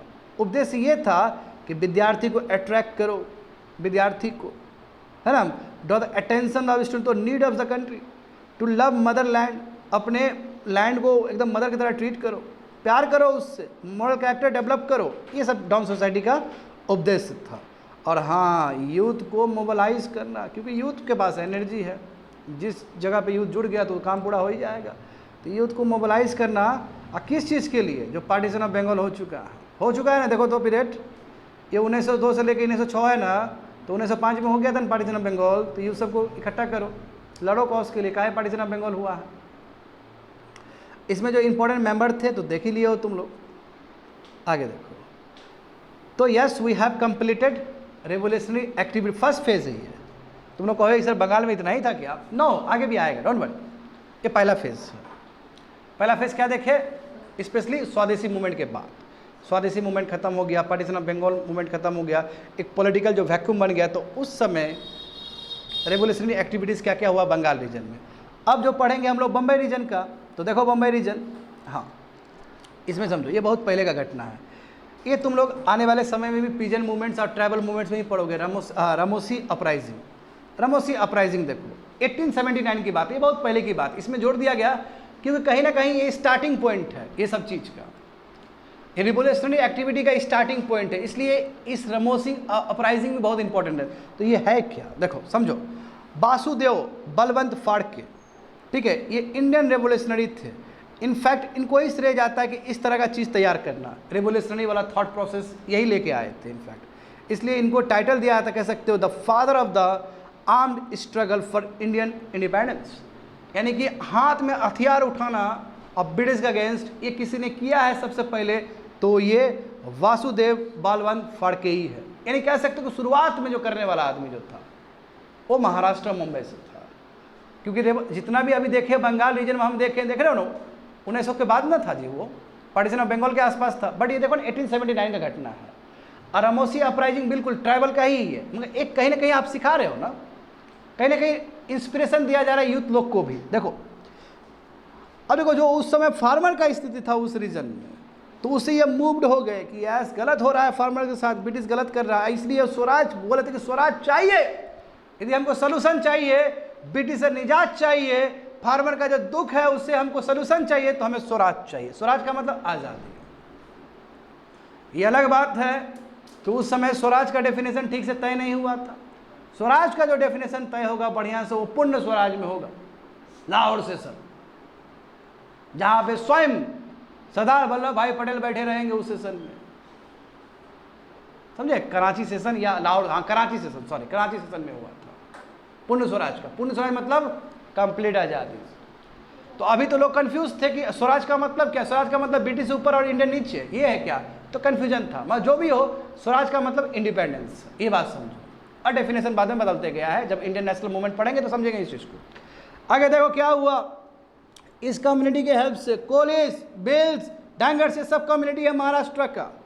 हाँ, वहाँ पे एक ग्रुप बना है रेवोल्यूशनरी ग्रुप, उसी को बोलते हैं रामोसी। क्या बोलते हैं? रामोसी ग्रुप बना है। और इसका एक ही काम था, किसी तरह ब्रिटिश राज को ख़त्म करना। देश बड़ी बात है ना, इतना कम्युनिटी को एक साथ जुटा के ब्रिटिश राज को एक चुनौती देना अपने आप में बड़ी बात है कि नहीं? वो भी कब का बात है? 1879 की बात है, समझे? आर्म्ड स्ट्रगल था, हाथ जोड़ने वाला काम नहीं था, ये लोग मोटेट्स वाला काम नहीं था कि हाथ जोड़ के मांगेंगे। हाथ जोड़ के नहीं मांगेंगे जी, आर्म से मांगेंगे, मार के लेंगे आज़ादी हम। बात समझे? देखो ये इंग्लिश, जितने भी इंग्लिश बिजनेस में उसको रेड करते थे, पैसा उठाते थे, वही कह सकते हो स्वदेशी डकैती एक तरह से, फंड उठाते थे। और फंड से क्या करेंगे ये लोग? फिर आर्म्स और एम्यूनिशन में खर्च करेंगे, जो बात है। हाँ, फाड़ के देखो, आज देखो फाड़ के देखो, आप तुमको लग रहा होगा कि स्मॉल पर्सनैलिटी है, नहीं है जी। फाड़ के ने देखो वहाँ पे पूना वाला जगह को बहुत सारे दिन के लिए कंट्रोल कर लिया, वहाँ पे पैरेलल गवर्नमेंट तक चलाया है इस आदमी ने। कुछ दिन के लिए पूना जो कंट्रोल कर लिया रामोसी ने, समझे? ब्रिटिश नहीं करेगा राज, वहाँ पे ये खुद राज करे, कुछ दिन के लिए खुद भी राज चलाया है, इसलिए इंपॉर्टेंट हो जाता है। समझ रहे हो? कुछ दिन के 1879 में, ठीक है। उसके बाद अलग बात है, फिर बाद में पकड़ा गया, इसको भी तुम्हारा अंडमान निकोबार का काला पानी में भेज दिया गया। ब्रिटिश है जी, इतना बड़ा शासन है, तुम कितना दिन के लिए तुम, है ना, 4 दिन की चांदनी फिर अंधेरी रात, सुने हो ना? कितना दिन के लिए रहोगे? आओ बेटा पकड़ो, जाओ, इंजॉय। काला पानी में जान रहे हो ना क्या इंजॉयमेंट होगा? एक छोटा सा कोटली दे देगा, कुछ नहीं कर सकते, बैठे रहो, प्लानिंग करते रहो, कुछ नहीं होने वाला है। काला पानी कितना खतरनाक जगह है, देखना डॉक्यूमेंट्री सब काला पानी का, समझ में आ जाएगा तुम लोग को। भेज दिया गया इनको, मगर देखो पहला आदमी है ना इस तरह काम करने वाला, तो इंस्पिरेशन मिलेगा। महाराष्ट्र रीजन में तो बहुत इंस्पिरेशन मिलेगा इनसे। आगे देखो, बीडी सावरकर, बहुत बड़ा नाम है बीडी सावरकर का, कल भी बताए थे पिछले क्लास में बीडी सावरकर के बारे में। बीडी सावरकर देखो, इन्होंने मित्र मेला बनाया। हाँ, मित्र मेला का नाम बाद में अलग कर दिया गया, अभिनव भारत रख दिया गया, वो विषय दूसरा है। तो मित्र मेला यही बीडी सावरकर है ना जिन्होंने कहा था कि फर्स्ट वॉर ऑफ इंडिपेंडेंस 1857 का वार है। देखो ये रेवोल्यूशनरी ऑर्गेनाइजेशन खुद स्वयं बीडी सावरकर बनाए थे नासिक डिस्ट्रिक्ट में, जो कि महाराष्ट्र में है। अब मेन बात वही था कि हो गया, हाथ जोड़ने से कुछ नहीं होने वाला है। क्या करेंगे? आर्म्ड रेवोल्यूशन करके जीतेंगे भारत को, ब्रिटिश से निजात पाएंगे। और बिल्कुल मजनी से काफ़ी प्रभावित थे, यंग इटली, हाँ जो मजनी जो थे, जानते हो ना, इटली को जो आगे ले जा रहे थे रेवोल्यूशनरी, उससे काफ़ी प्रभावित थे। और हमने पहले ही स्लाइड में बताया था तुम लोग, रेवोल्यूशनरी लोग पावर कहाँ से ड्रॉ कर रहे थे, तो लेनिन से भी कर रहे थे, इधर मजनी से भी कर रहे थे, सही बात है ना। तो मजनी से काफ़ी प्रभावित थे। और देखो इतना ही नहीं, जो मित्र मेला के ऑर्गेनाइजेशन के जो भी लोग थे, जो उस समय नासिक में प्लेग हुआ था, बेबोनिक प्लेग कहते हैं इसको, बच्चे लोग इधर ध्यान दोगे, इधर ध्यान दोगे, बेबोनिक प्लेग हुआ था। और उसी समय क्वारंटीन वाला कॉन्सेप्ट आया था, जो कि इस बार तुम्हारा 2020 में यूज़ हुआ है। क्वारंटीन का स्थिति सेंट्रल गवर्नमेंट देखता है। इस बार यूपीएससी 2024 में भी ये क्वेश्चन था। तो क्वारंटीन वाला कॉन्सेप्ट कि कोई आदमी बीमार है, कोई इन्फेक्शियस डिजीज से ग्रसित है, तो उसको अलग कर दो, ये उस समय आया था, समझे? उस समय आया था। वो जो मजिस्ट्रेट लेके आया था, वो इतना उसके ऊपर आरोप भी लगा, बाद में चापेकर ब्रदर्स से जाके तीनों ब्रदर ने मिलकर उसको मार दिया। अब फिर बीजी तिलक पे आरोप लगा कि भाई बीजी तिलक का वो केसरी मराठी पर के ये किया है। अब बाद में बीडी सावरकर ने भी कहा ठीक किया चापेकर ब्रदर्स ने। तो स्थिति बड़ा ही गजब स्थिति था उस समय। अब बीजी तिलक पर पाया गया, अब बीजी तिलक पर पहला बार सेडिशन एक्ट लग गया किसी फ्रीडम फाइटर पे, उनको भी भेज दिया गया मलाया मतलब वही बर्मा में भेज दिया गया था जेल में, अंडमान नहीं भेजा गया, मलाया में भेजा गया। ये बीजी तिलक का बात मैं यहाँ पे समझो। जो मित्र मेला के जो मेंबर्स थे, ये लोग जो प्लेग में, बेबोनिक प्लेग में मर रहे थे ना लोग सब, उनको भी हेल्प करने के लिए पहुँचे। हाँ, 1904 में जब मीटिंग हुआ इनका, 200 मेंबर प्रेजेंट थे मित्र मेला का, तो उस समय मित्र मेला का नाम चेंज करके क्या कर दिया गया? अभिनव भारत। तो कोई पूछेगा तुमसे कि मित्र मेला अभिनव भारत किस पर्सनालिटी से रिलेटेड है, तो क्या बोलोगे? बीडी सावरकर। बीडी सावरकर बहुत बड़ा नाम है स्टूडेंट, भले ही विवाद में लेते वो अलग बात है, इनका कंट्रीब्यूशन भी तो देखो, बहुत कंट्रीब्यूशन है इनका भी। और अभी जो आरएसएस देखो या अभी का बीजेपी देखो, तो पूरा पावर ड्रॉ करते हैं बीडी सावरकर से, समझ रहे हो ना। हाँ, यहाँ पे देखो, तो देखो अभिनव भारत, वही अभिनव भारत कहेंगे ना स्टूडेंट, जो मीटिंग हुआ था 1904 में, तो अभिनव भारत ने क्या क्या किया? देखो वही लिखा गया, अभिनव भारत फॉर्म करने वाले और कोई नहीं, बीडी सावरकर ही थे, नाम चेंज किए उनका। अब इसमें देखो मेंबर्स देखो, अनंत लक्ष्मण करकरे। अब देखो इसने क्या किया, वही जो बोले थे ना तुम लोग को, पहले क्या होता था कि जो अनपॉपुलर जो मजिस्ट्रेट था उसको मार देते थे ना, तो देखो यहाँ पे कुछ होगा। तो उस समय जो डिस्ट्रिक्ट मजिस्ट्रेट था, देखो यही बच्चे लोग जो बोल रहे हैं, डिस्ट्रिक्ट जो मजिस्ट्रेट थे कौन थे? AMT जैक्सन नासिक के, तो उसको जाके शॉट मार दिए। एक मेंबर, अभिनव भारत का एक मेंबर जिसका नाम है अनंत लक्ष्मण करकरे, ठीक हो जाएगा, मार दिए। अब देखो क्या होगा, this sensational murder is known as, इसी मर्डर को क्या बोलते हैं? नासिक कंस्पिरेसी। तो कोई पूछेगा तुमसे कि नासिक कंस्पिरेसी कौन से ऑर्गेनाइजेशन से रिलेटेड है, क्या बोलोगे? अभिनव भारत। इसमें देखो 27 मेंबर अभिनव भारत के कन्विक्ट पाए गए और दोषी भी हुए हैं। गणेश सावरकर जो कि बीडी सावरकर के भाई हैं, बेचारे को फिर काला पानी भेजा गया, इनको भी काला पानी भेजा गया, ये अलग बात है। फिर बीडी सावरकर को भी बाद में भेजा जाएगा। तुमको पता है सबसे बड़ा विवाद क्या है बीडी सावरकर के लाइफ में, कि बीडी सावरकर को भी काला पानी भेजा गया बाद में। जो इनके ऊपर आरोप लगता है कि इन्होंने लिखित में दिया है कि ठीक है हम ब्रिटिश को कॉपरेट करेंगे, हमको आप रिहाई कर दीजिए, छोड़ दीजिए, और हम गांधी जी के साथ अगेंस्ट में लड़ेंगे, यानी कि जो इंडियन नेशनल जो कांग्रेस जो कर रहा है उसका अगेंस्ट हम लड़ेंगे। तो क्योंकि ब्रिटिश का काम क्या था, डिवाइड एंड रूल पॉलिसी, तो इसलिए ब्रिटिश ने इसको छोड़ दिया। तो ऐसा वो लेटर लिखे थे, इस तरह का हिस्टोरियन लोग कहते हैं, इस तरह के लोग कहते हैं।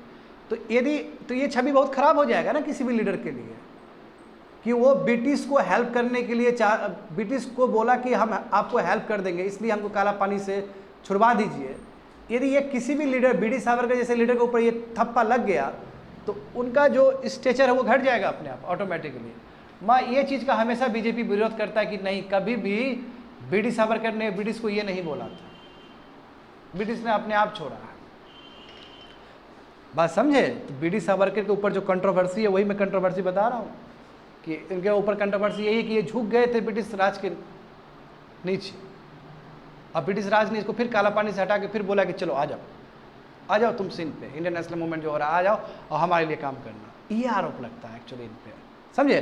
कितना सही है गलत है ये काम हिस्टोरियन का है, मगर मैंने तुमको बताया कि विवाद क्या है। ठीक है, आगे देखो स्टूडेंट। तो कंप्लीटेड ना, हम लोग बॉम्बे का देख चुके हैं, अब देखेंगे पंजाब और लाहौर का।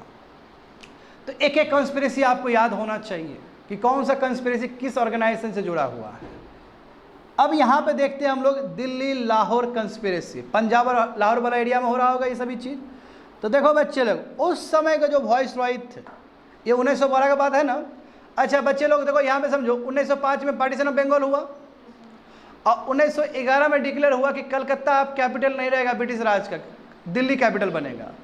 अब देखो सुनो अच्छा इधर देखो, ये भी डिवाइड एंड रूल पॉलिसी का ही एग्जाम्पल है कि कलकत्ता नहीं रहेगा, अब कौन होगा, दिल्ली होगा। क्योंकि मुस्लिम लोग को बोल दिया गया देखो दिल्ली से नहीं मुगल एम्पायर रूल करता था, दिल्ली से नहीं तुम्हारी दिल्ली सल्तनत था, तुम्हारे लिए हक के लिए कर रहे कि दिल्ली कैपिटल बना रहे हैं। तो मुसलमान को अपने पाले में लेने का बात था यहाँ पे, क्योंकि इन लोग को लॉलीपॉप दिखाया गया कि देखो दिल्ली शुरू से रहा है कैपिटल, और दिल्ली अनडाउटली बहुत ही स्ट्रेटेजिक जगह है, तभी तो बैटल ऑफ पानीपत आसपास हुआ है, बात समझो। मगर ब्रिटिश का चाल समझो ना, उसका इंटेंट समझो।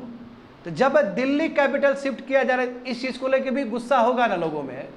कैपिटल शिफ्ट करना कंट्री के लिए कोई छोटा बात नहीं होता, बहुत बड़ा बात है। तो देखो उसी का नतीजा ये होगा कि उस समय जो गवर्नर जनरल होंगे या उस समय जो वॉइस रॉय होंगे, वॉइस मतलब जो सबसे लीडर होंगे, उनका नाम क्या है, लॉर्ड हार्डिंगे। तो ये लोग जो प्लान बनाए लाहौर और पंजाब में कि लॉर्ड हार्डिंगे को ही उड़ा देना पकड़ के, गवर्नर जनरल को ही खत्म करना है, काहे किया रे कैपिटल शिफ्ट तो हम, इसलिए। पर क्या होगा बाद में, वही होगा कि अनऑर्गेनाइज है ये लोग, ऑर्गेनाइज नहीं है। पता चला ये मरेगा नहीं, जो हाथी का जो बॉडीगार्ड होगा, क्योंकि हाथी में लोग जाते थे, जो उसका हाथी का जो बॉडीगार्ड है वो मर जाएगा, ये बच जाएगा, फिर इसके ऊपर ट्रायल चलेगा। देखो तो उस समय जो वॉइस रॉय थे भारत के, लॉर्ड हार्डिंगे, हाँ उसको लिपटाना चाह रहे थे इस कॉन्स्पिरेसी में, समझे ना। क्योंकि वो ऐसा समय था जहाँ पे कलकत्ता से न्यू दिल्ली की तरफ कैपिटल शिफ्ट किया जाता है, जिस दिन शिफ्ट होगा उसी दिन लिपटाया जाएगा, ये सोच था। ये जो प्लानिंग करने वाले और नहीं, रास बिहारी बोस थे। रास बिहारी बोस ये बहुत बड़ा आदमी है।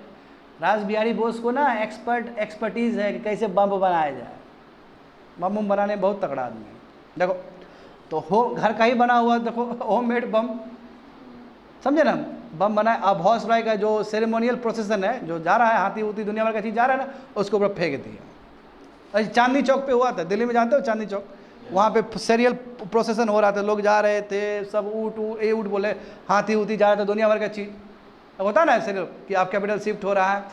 क्या हुआ देखो, वॉइस रॉय तो बच गए, उसका जो महत है यानी कि जो बॉडी गार्ड था इसका, कह सकते हो हाथी का गार्ड, जो हाथी का, वो मर गया।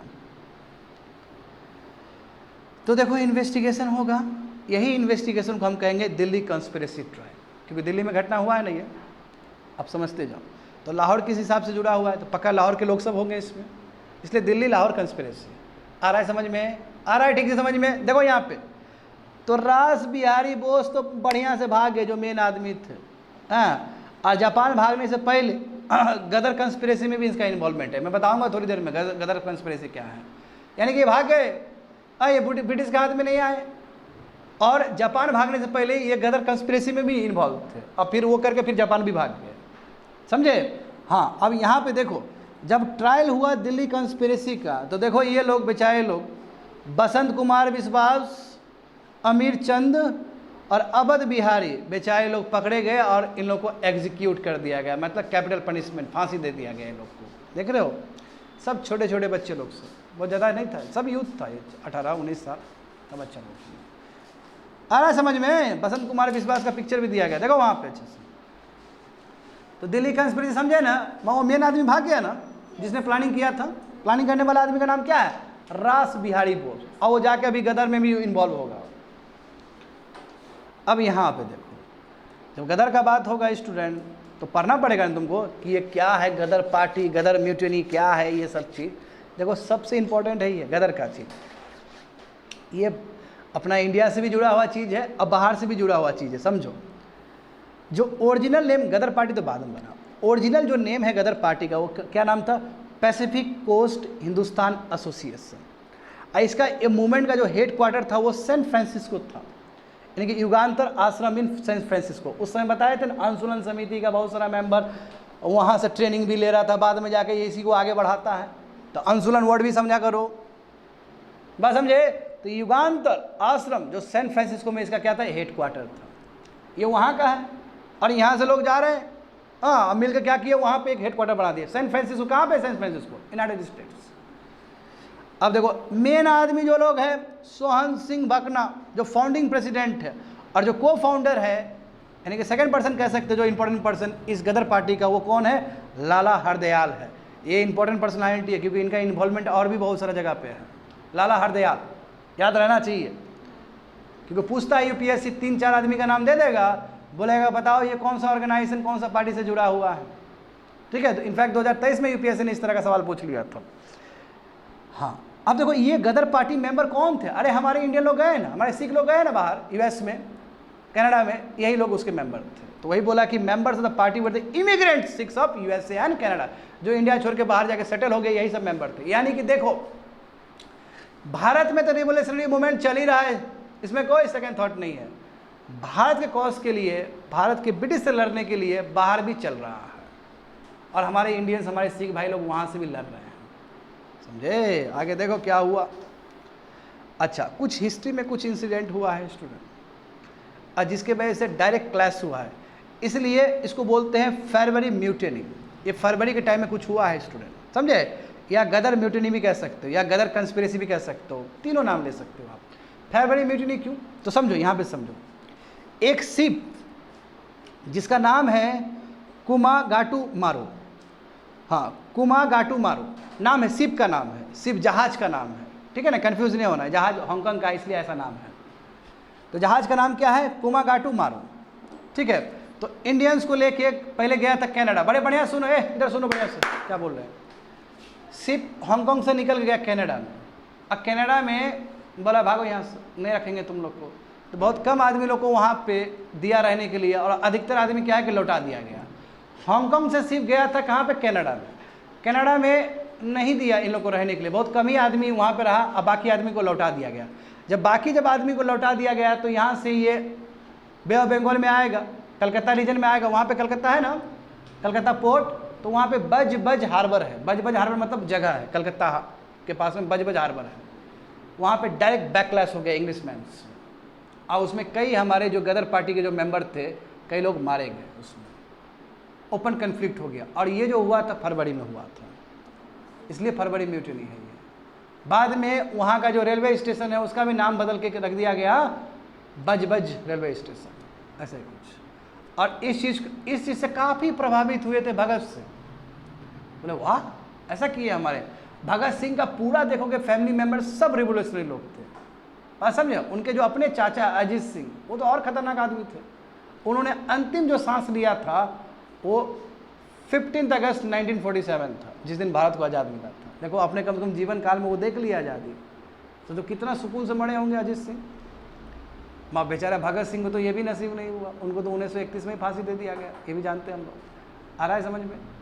तो ये फरवरी म्यूटिनी समझिए ना। यहाँ पे देखो अब थोड़ा इसको डिटेल्स में समझते क्या हुआ क्या। देखो, एक जो शिप है कुमागाटू मारू है ना, वो तुम्हारा उसको लौटा दिया गया कनाडा, उसको लौटा दिया कनाडा से। क्यों लौटाया गया तो थोड़ी देर में समझोगे। जैसे ही शिप लौटा इंडिया की तरफ आया तो वहाँ पे देखो पुलिस, जो ब्रिटिश पुलिस है उसके साथ भिड़ंत हो गया, कई को अरेस्ट कर दिया गया, कई को मुठभेड़ में मार भी दिया गया।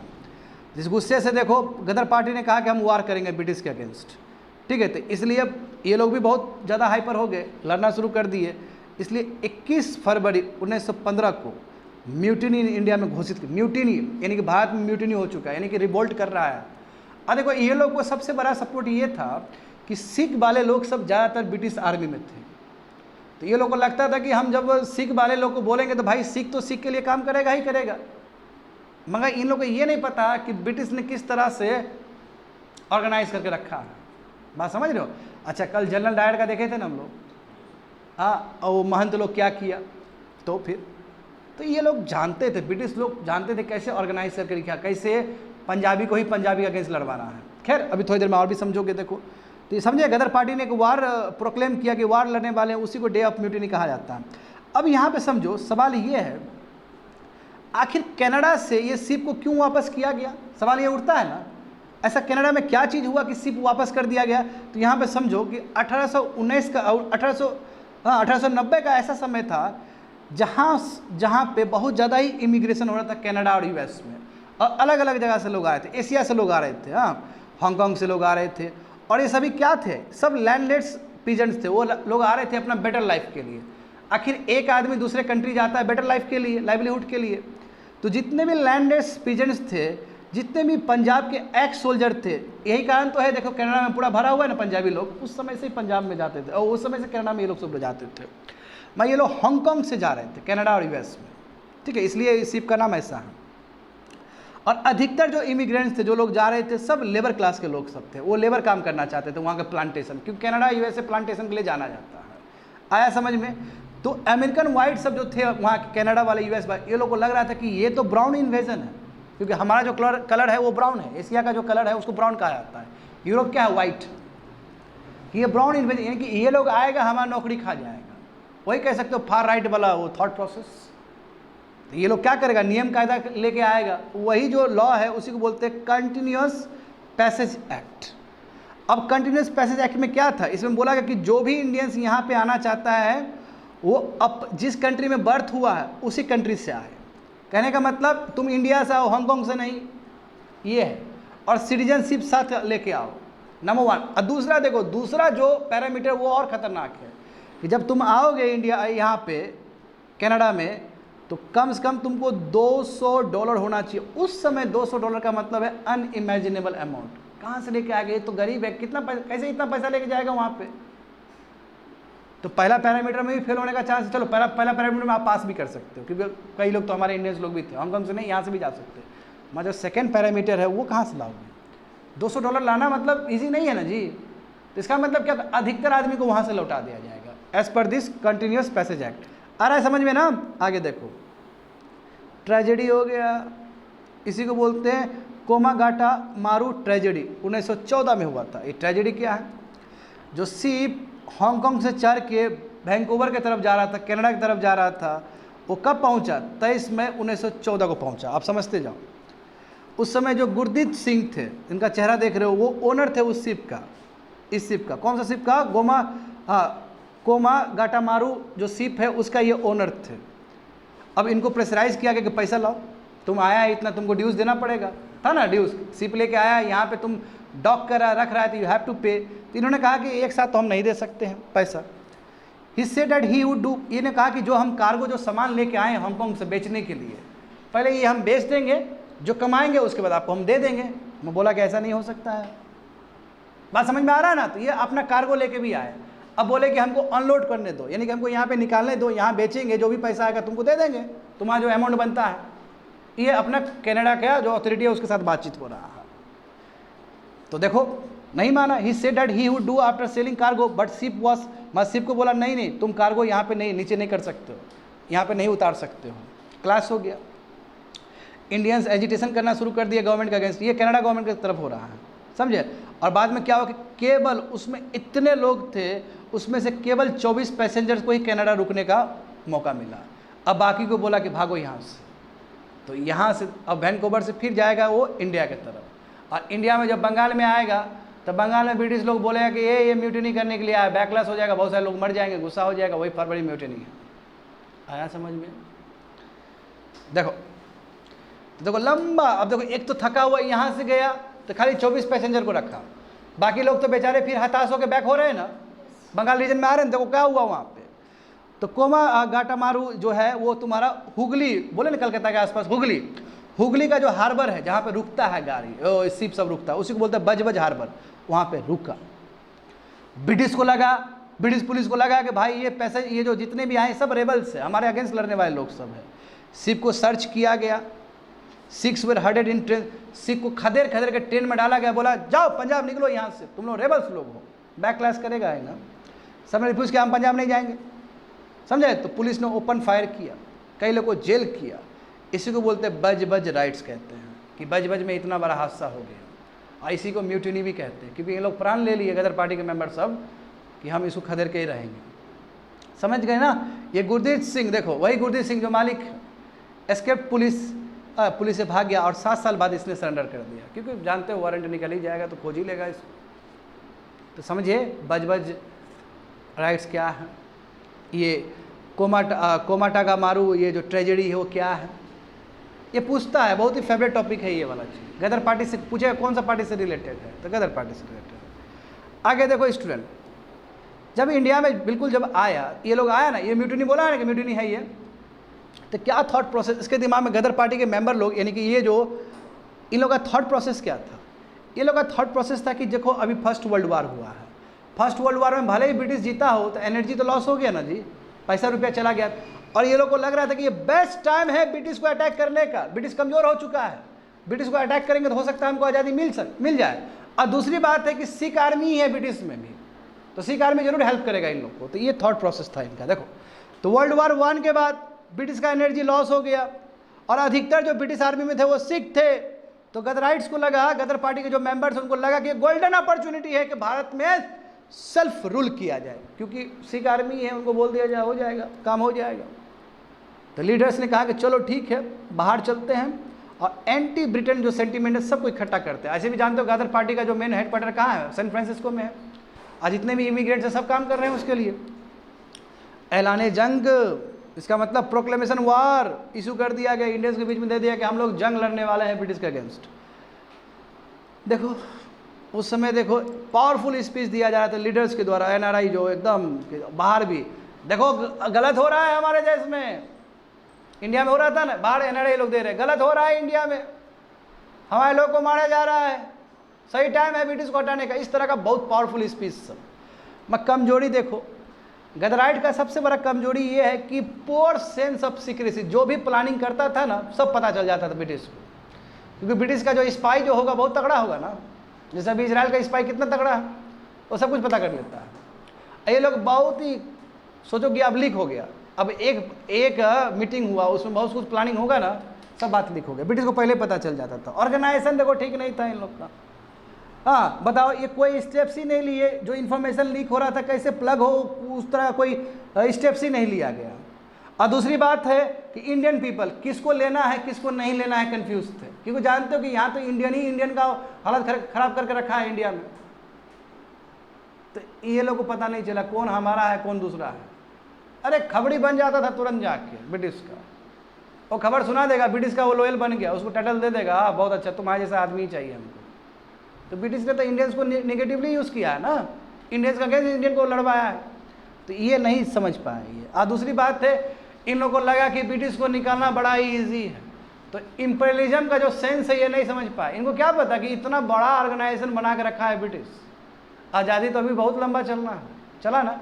ये घटना कब की घटना है, 1915-16 के आसपास, सेकेंड वर्ल्ड वॉर के बाद आज़ादी कब मिला भारत को, 1947 में। तो बात समझो ना, बहुत समय लगेगा निकालने में। डीप है वो, बहुत डीप रूटेड है, कैसे निकाल पाओगे, बहुत टाइम लगेगा उस चीज़ के लिए। वो तो थैंक्स कि सेकेंड वर्ल्ड वॉर हुआ तब आज़ादी मिला भारत को। कमज़ोर हो गया ना ब्रिटिश, यूनाइटेड नेशंस बन गया, यहाँ से यूएसए निकल गया, यहाँ से यूएसएसआर निकल गया, क्या करोगे? जाना ही पड़ेगा, कॉलोनी को छोड़ना ही पड़ेगा, कोई ऑप्शन नहीं है आपके पास। आ रहा है समझ में ना? तो उस समय प्राइम मिनिस्टर कौन थे?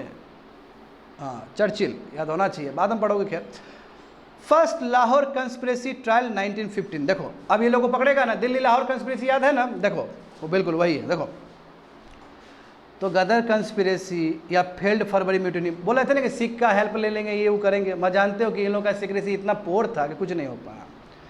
पकड़ेगा ये लोग को, इसी को बोलेंगे लाहौर कंस्पिरेसी ट्रायल। देखो ये ट्रायल और भी बहुत सारा जगह पर चला है, बनारस में चला है, शिमला में चला है, दिल्ली में चला है, फिरोजपुर में चला है, यूपी का।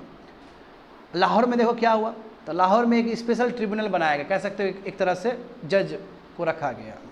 हाँ, एक कोर्ट बनाया गया। डिफेंस ऑफ इंडिया एक्ट, बहुत खतरनाक एक्ट है ये। डिफेंस ऑफ इंडिया एक्ट बना था वर्ल्ड वार के टाइम में, ताकि इंडियंस लोग को लिपटाया जा सके, क्योंकि वर्ल्ड वार में बुद्धि ब्रिटिश का लगेगा उस तरफ। ऐसा एक्ट हो कि कोई भी इंडियन खराब काम करेगा तो उसको पकड़ के जेल में डाल दिया जाए। यही बच्चे लोग डिफेंस एक्ट है जो आने वाले समय में रोलत एक्ट बन जाएगा, और वही रोलत एक्ट है जिसको गांधी जी बोलेंगे कि बहुत खराब एक्ट है ये। और वही रोलत एक्ट में क्या था कि किसी को भी नो वकील नो दलील, कोई वकील नहीं है, कोई दलील नहीं, कभी भी किसी को अरेस्ट कर सकते हो। बहुत खतरनाक। तो गांधी जी भी क्या बोले थे कि ये अभी तक का सबसे घटिया कानून है। तो डिफेंस ऑफ इंडिया एक्ट 1915 का ही आगे जाके कहोगे तो वो रोलत एक्ट बन जाएगा आपका, जहाँ पे कोई अपील नहीं कर सकते हो, कोई दलील नहीं कर सकते हो, और ना ही कोई वकील लड़ने के लिए आएगा तुम्हारे लिए, क्योंकि तुम चले गए पुलिस स्टेशन तो वहीं पे सड़ोगे, वहीं पे मरोगे। खतरनाक ना? और बिल्कुल वही रोलत एक्ट के अपोजिशन में ही तो जलियांवाला में लोग सब आए थे। हाँ, सत्यपाल मलिक आए थे, किचलू आए थे प्रोटेस्ट करने के लिए। और क्या हुआ उसके बाद? बैसाखी का दिन था, क्या हुआ? जनरल डायर ने आदेश दे दिया, सबको मार दिया पकड़ के। आखिर वही रोलत एक्ट को अपोज करने के लिए जलियांवाला में सब लोग आए थे, असेंबल हुए थे, पीसफुल असेंबल में था। मैं जानते हो कि कितना गंदा मासाकार हुआ है, समझो। तो इसमें से देखो बच्चे लोग 291 कह सकते हो, लगभग 300 कंस्पिरेटर को ट्रायल में डाला गया, इसके ऊपर मुकदमा चलेगा। अब ये देखो, ये चलो ठीक है, ये हुआ ना लाहौर का कंस्पिरेसी, ये दुनिया भर का चीज़ वहाँ पे उसको किया गया, क्योंकि फेल कर गया है लोग पकड़ के। ये लोग को लगभग 300 आदमी के ऊपर मुकदमा होगा। महिला भी कम है क्या? गदर मूवमेंट में कुछ वुमेन एक्टिविस्ट भी थी, जो कि बहुत इंपॉर्टेंट रोल है। देखो इनका गुलाब कौर, एंजेस स्मेडली और बिकाजी कामा। बिकाजी कामा का बहुत बड़ा नाम है, ठीक है, बिकाजी कामा का बहुत बड़ा नाम है। हाँ, अब यहाँ पे देखो बच्चे लोग, बाहर के लोग हैं ये सब, इंडिया के लिए काम कर रहे थे। बिकाजी कामा, हाँ देखो, born in well, sorry, Bhikaji Cama India का ही है। ये जो एंजेस स्मेडली जो है वो अमेरिकन है, मैं इंडिया के कॉज के लिए लड़ रहे थे। जैसे एग्जांपल एनी बेसेंट, याद है तुम लोग को? एनी बेसेंट कहाँ? आयरलैंड की लेडी थी, मैं इंडियन कॉज के लिए लड़ रही थी। देखो कितना हिंदू एसोसिएशन बना, मद्रास वाला एसोसिएशन बना दिया। बाद में तुम देखो होम रूल मूवमेंट में भी वो इन्वॉल्व है, वो आदमी बहुत बहुत बहुत काम किया उन्होंने। और सिमिलर इन्होंने भी काम किया। बिकाजी कामा जो कि पारसी है, ठीक है, इनको मदर ऑफ इंडियन रेवोल्यूशन भी कहा जाता है। क्यों? क्योंकि इन्होंने पेरिस इंडियन सोसाइटी बनाया था, very very important organisation. Bikaji Cama ने क्या बनाया था? Paris Indian society. पेरिस कहाँ पे? फ्रांस में है, समझ रहे हो ना? देखो स्टूडेंट, ये इंडिया के झोपड़पट्टी में भी काम किए हैं, बम्बई में, ठीक है। इनफैक्ट अपने हस्बैंड को छोड़ दिए गरीब को मदद करने के लिए, इस तरह का सोच। और इंग्लैंड में भी गए तो वहाँ पे भी इंडियन रेवोल्यूशनरी के साथ मिलके काम किए हैं। इनफैक्ट 12 अगस्त 1907 को मैडम कामा जी ने 3 कलर का फ्लैग भी लहराया था जर्मनी में, और वो 3 कलर का फ्लैग इंडियन फ्लैग से कोई लेना देना नहीं है, क्योंकि उस समय का जो कलर है वो डिफरेंट था। मगर कोई तो है कि जो सॉवेनिटी को दिखाना चाह रहा है, बड़ी बात है ना, वो भी लेडी है। उसके बाद फिर यूएसए गई, देख रहे हो ना इनका इन्वॉल्वमेंट। इंग्लैंड, फ्रांस में बनाया उन्होंने पेरिस, वो है ना पेरिस इंडियन सोसाइटी। जर्मनी में उन्होंने झंडा लहराया। यूएस में भी गए, और यूएस में जाके उन्होंने क्या किया? गदर एक्टिविटी के साथ भी वो इन्वॉल्व हुए हैं, इसलिए बहुत बड़ा नाम है, समझे ना? हाँ, बिकाजी कामा, मैडम बिकाजी कामा कहा जाता है इनको। थोड़ा थोड़ा और भी पॉइंट देख लो गदर पार्टी का। देखो यहाँ पे समझो, जो गदर पार्टी है वो थोड़ा सा उसका स्थिति देखो क्या क्या हुआ है। जानते हो 3 घटना हुआ था इस पार्टी के आसपास। एक तो लाला हरदयाल को फाउंडर थे ना, लाला हरदयाल बोले थे ना, को फाउंडर थे लाला हरदयाल सिंह, बहुत इंपॉर्टेंट मेंबर है वो। 2 मेंबर थे ना, एक लाला हरदयाल भी को फाउंडर थे। इनका अरेस्ट कर लिया गया उस समय 1914 में। दूसरी बात है, देखो ये इंसिडेंट हो गया ना बजबज वाला, वहाँ पे देखो अच्छे से कोमाटक ये वाला था ना जी, इंसिडेंट हुआ था। अब तीसरा बात है फर्स्ट वर्ल्ड वॉर। अब यहाँ पे देखो, जब लाला हरदयाल सिंह को लाला हरदयाल सिंह को बोला कि तुम यहाँ पे नहीं आ सकते, तुम यूएस में रहो, भगा दिया इनको, यूएस से बोला कि यूएस से जाओ। फिर रुकने वाले थोड़ी है, फिर वो जर्मनी गए, यूएसए से फिर जर्मनी गए, और जर्मनी में जाके उन्होंने बर्लिन कमेटी बना दिया। बर्लिन जानते हो ना, जर्मनी का जो एरिया है, तो वहाँ जाके उन्होंने बर्लिन कमेटी बना दी। तो कोई पूछता है यूपीएससी में बर्लिन कमेटी बनाने वाला आदमी का नाम क्या है? लाला हरदयाल है। इसलिए मैंने कहा था ना कि लाला हरदयाल केवल गदर पार्टी से रिलेटेड नहीं है, ये बहुत काम करने वाला है ये आदमी, और भी बहुत सारा काम करेगा। तो लाला हरदयाल ने बर्लिन कमेटी बनाया था। इसी कमेटी को बोलते हैं Indian Independence Committee at Berlin. काम क्या था कि इंडियंस को मोबिलाइज करो और इंडियन कॉज के लिए सब इकट्ठा करो सबको। और देखो बात है, वहाँ पे भी कुछ होगा तो इफेक्ट जाएगा ना। हाँ, यदि फॉरेन कंट्री में भी कुछ होगा, डायरेक्ट मैसेज आएगा ब्रिटिश को कि ये लोग भी लड़ना चाह रहा है। और ये जानते हो गवर्नमेंट ऑफ इंडिया ने क्या किया? वही रेलवे स्टेशन कर दिया ना, कोमाघाट अमारू बजबज स्टेशन नाम रख दिया, ताकि जो शहीद हुए थे लोग उसको वो करने के लिए, श्रद्धांजलि देने के लिए। हाँ, भगत सिंह, देखो बोले थे ना स्टूडेंट, भगत सिंह बहुत इंप्रेस हो गए गदर मूवमेंट से। इनफैक्ट जो करतार सिंह साराभात थे, उनको अपना हीरो मानना शुरू कर दिए ये। तो देख रहे हो ना, ये छोटा बच्चा है अभी भगत सिंह, ये सीख क्या रहा है? यही सब ना। तो बाद में देखा ना ये भी नेतृत्व अपना, समझे? बंदी देखो सचिंद्रनाथ सन्याल का एक बहुत ही खूबसूरत एक बुक आया था जिसको बोलते हैं बंदी जीवन। तो बंदी जीवन के बारे में, बंदी जीवन बुक के अंदर ये इंसिडेंट के बारे में बहुत कुछ लिखा गया है। जो कोमाटामारू ये वाला जो इंसिडेंट हुआ था ना, जहाँ पे लोग आए लौट के इंडिया में, जो आए बंगाल में, बजबज में क्या क्या हुआ है, सब बहुत सुंदर लिखा है। ये सन्याल और इनके दोस्त लोग लाहौर में डिस्कस करते थे किताब पढ़ के। मतलब कहने का मतलब बहुत मैसेज गया है लाहौर सब में उसके बारे में। जाहिर सी बात है, उसमें हमारे लाहौर कॉलेज में जानते हो कि भगत सिंह भी पढ़े हुए हैं, समझ गए ना। इतिहाद कहीं बताए थे, सारे जहां से अच्छा हिंदुस्तान हमारा, इतिहाद जर्नल में छपा था, बिल्कुल वो सब लाहौर का कॉलेज सब है वो। तो लाहौर एक तरह से एपिक सेंटर था, जैसे बंगाल एक एपिक सेंटर हो गया, तो उधर लाहौर एपिक सेंटर था। कॉलेज एक से एक कॉलेज, उसमें देखो एक से एक बड़े बड़े लीडर क्रिएट हुए हैं, समझे? देखो हाँ, जानते हो कि ये जो डिफेंस ऑफ इंडिया एक्ट 1915 का, बाद में जाकर रोलत कमेटी बना ना, फिर रोलत एक्ट आया ना, कितना गंदा। देखो वही बोल रहा कि रोलत कमेटी रिपोर्ट जब 1918 में जब रिलीज़ किया गया, तो उसमें ये भी पता चला था कि ब्रिटिश को सब पता था, गदर मूवमेंट का जितना भी इंटेलिजेंस था सब पता था। इसलिए तो स्पाई सिस्टम इसका तगड़ा है, वो उतना पता ही नहीं कर पाया। उसको लगा कि ये एग्जीक्यूट क्यों नहीं हो पाया, ये इंसिडेंट क्यों एग्जीक्यूट होगा, पता चल गया पहले ही, खबरी सब बैठा कर रखा है, स्पाई सिस्टम बहुत तगड़ा है। इनफैक्ट ये कमेटी जो आया था, इसका रिपोर्ट देख रहे हो, 1918 में कमेटी का रिपोर्ट आया था। यही रोलत कमेटी है, यही रोलत एक्ट भी बनाया गया, यही कमेटी रिकमेंडेशन करेगा, यही कमेटी रिकमेंडेशन करेगा रोलत एक्ट बना दो। और रोलत एक्ट जानते हो ना, बहुत ही काला कानून है, किसी को भी गिरफ्तार कर सकते हो। हाँ, कोई वारंट वारंट कोई जरूरत नहीं है, पकड़ो डालो जेल में, बहुत खतरनाक ना। फंडामेंटल राइट जीरो, पूरा इमरजेंसी एक तरह से कहो ना, अभी इमरजेंसी के टाइम में समझ पाओगे। तो इस कमेटी की रिपोर्ट में ये पता चला था कि कैसे ब्रिटिश क्या कर रहा था, इंटेलिजेंस तैयार कर रहा था गदर पार्टी से रिलेटेड। समझ गए स्टूडेंट? हाँ, अब देखो, अब यहाँ पे देखो बहुत सारे, जैसे कि अभी जस्ट अभी तुम लोग पढ़े हो, बर्लिन कमेटी बना, सैन फ्रांसिस्को में गदर पार्टी बना, तो बाहर और सब कौन सा तो तुम्हारा ऑर्गेनाइजेशन था जो कि रेवोल्यूशन के लिए काम कर रहा था। देखो ये पढ़ चुके हो बहुत सारा चीज़। फ्री इंडिया सोसाइटी, अब बी डी सावरकर का नाम फिर से आएगा, देखना, देखते जाओ।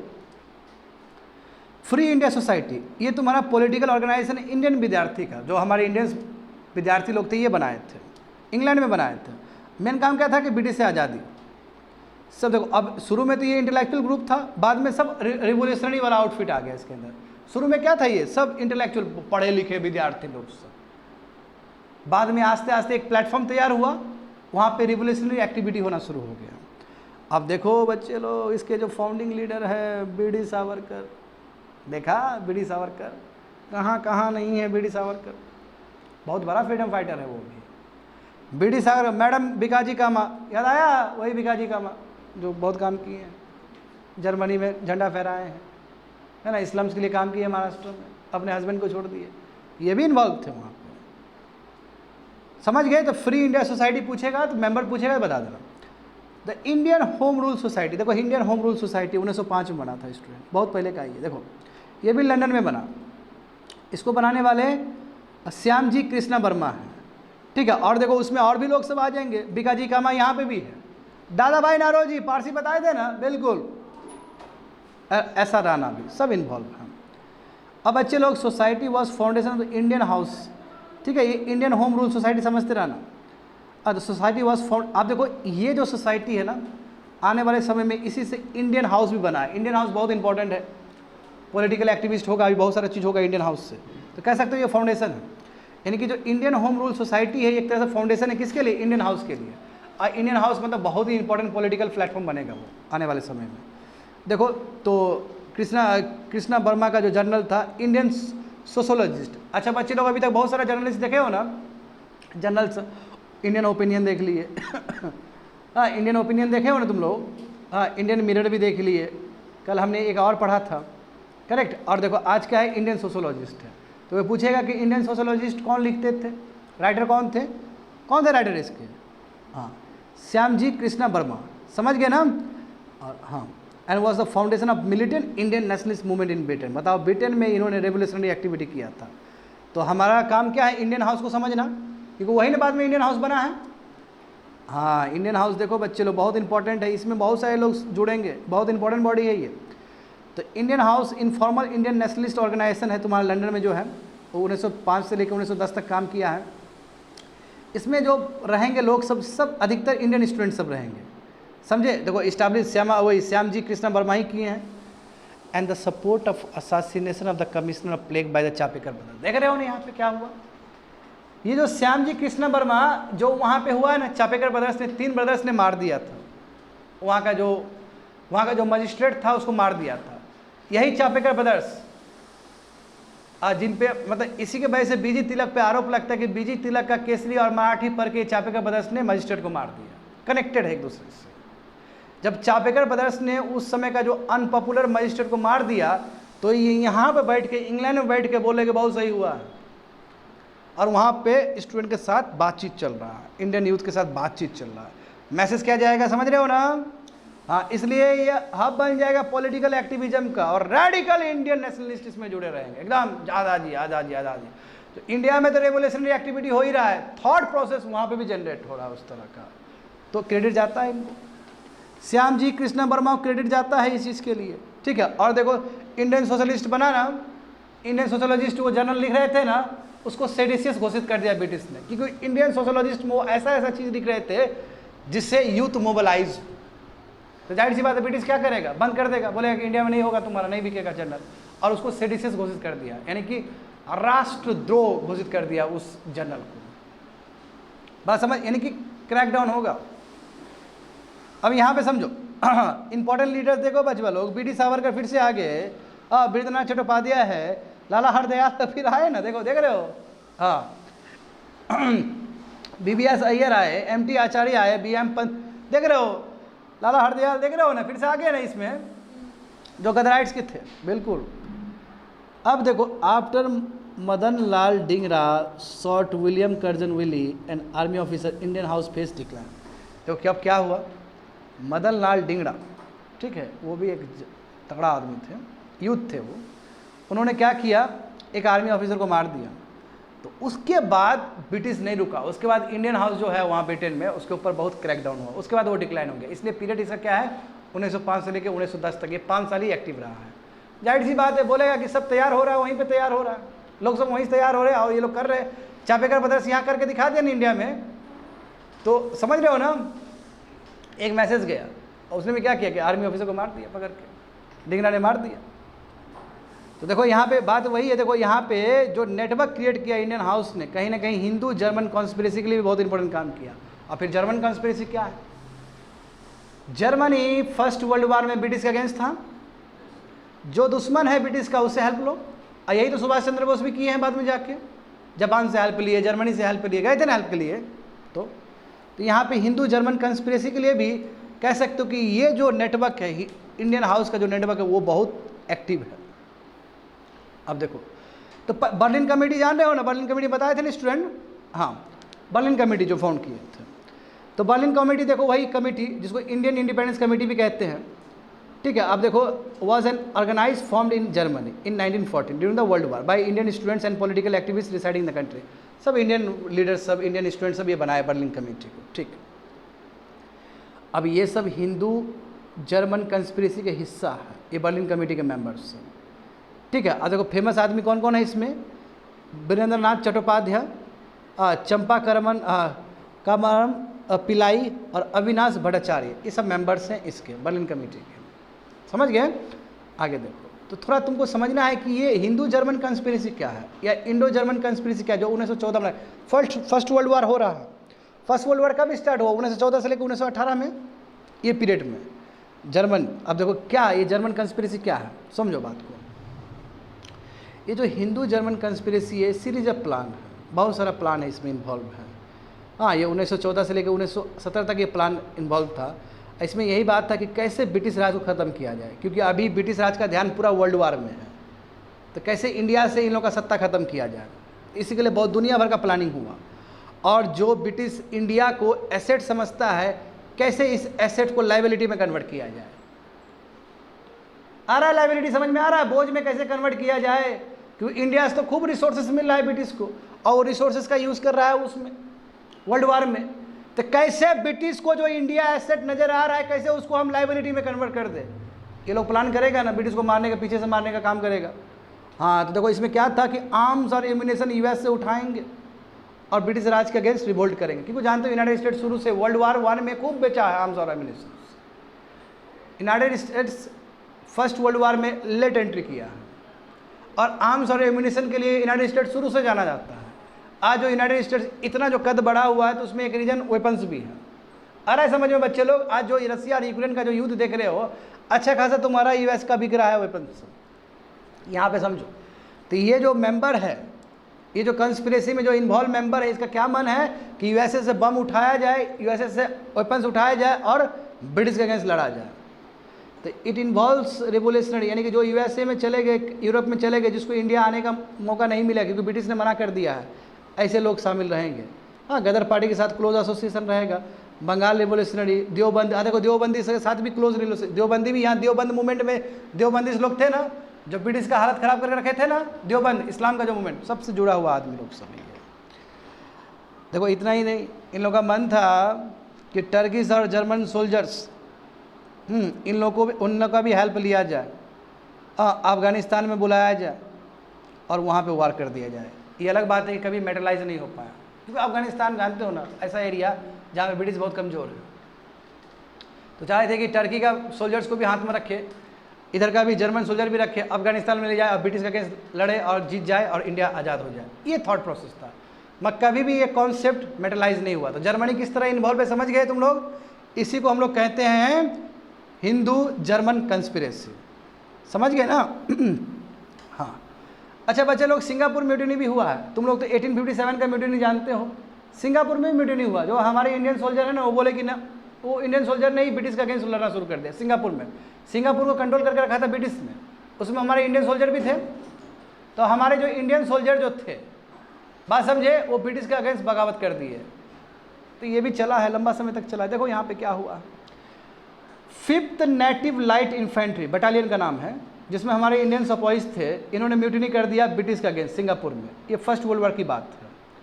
तो 15 फरवरी 1915 को हुआ था। इसमें देखो लगभग 47 ब्रिटिश सोल्जर और लोकल सिविलियन मारे गए थे। अब देखो इसको हिस्ट्री में कहाँ तुम लोग को उस लेवल पर पढ़ाया जा रहा है।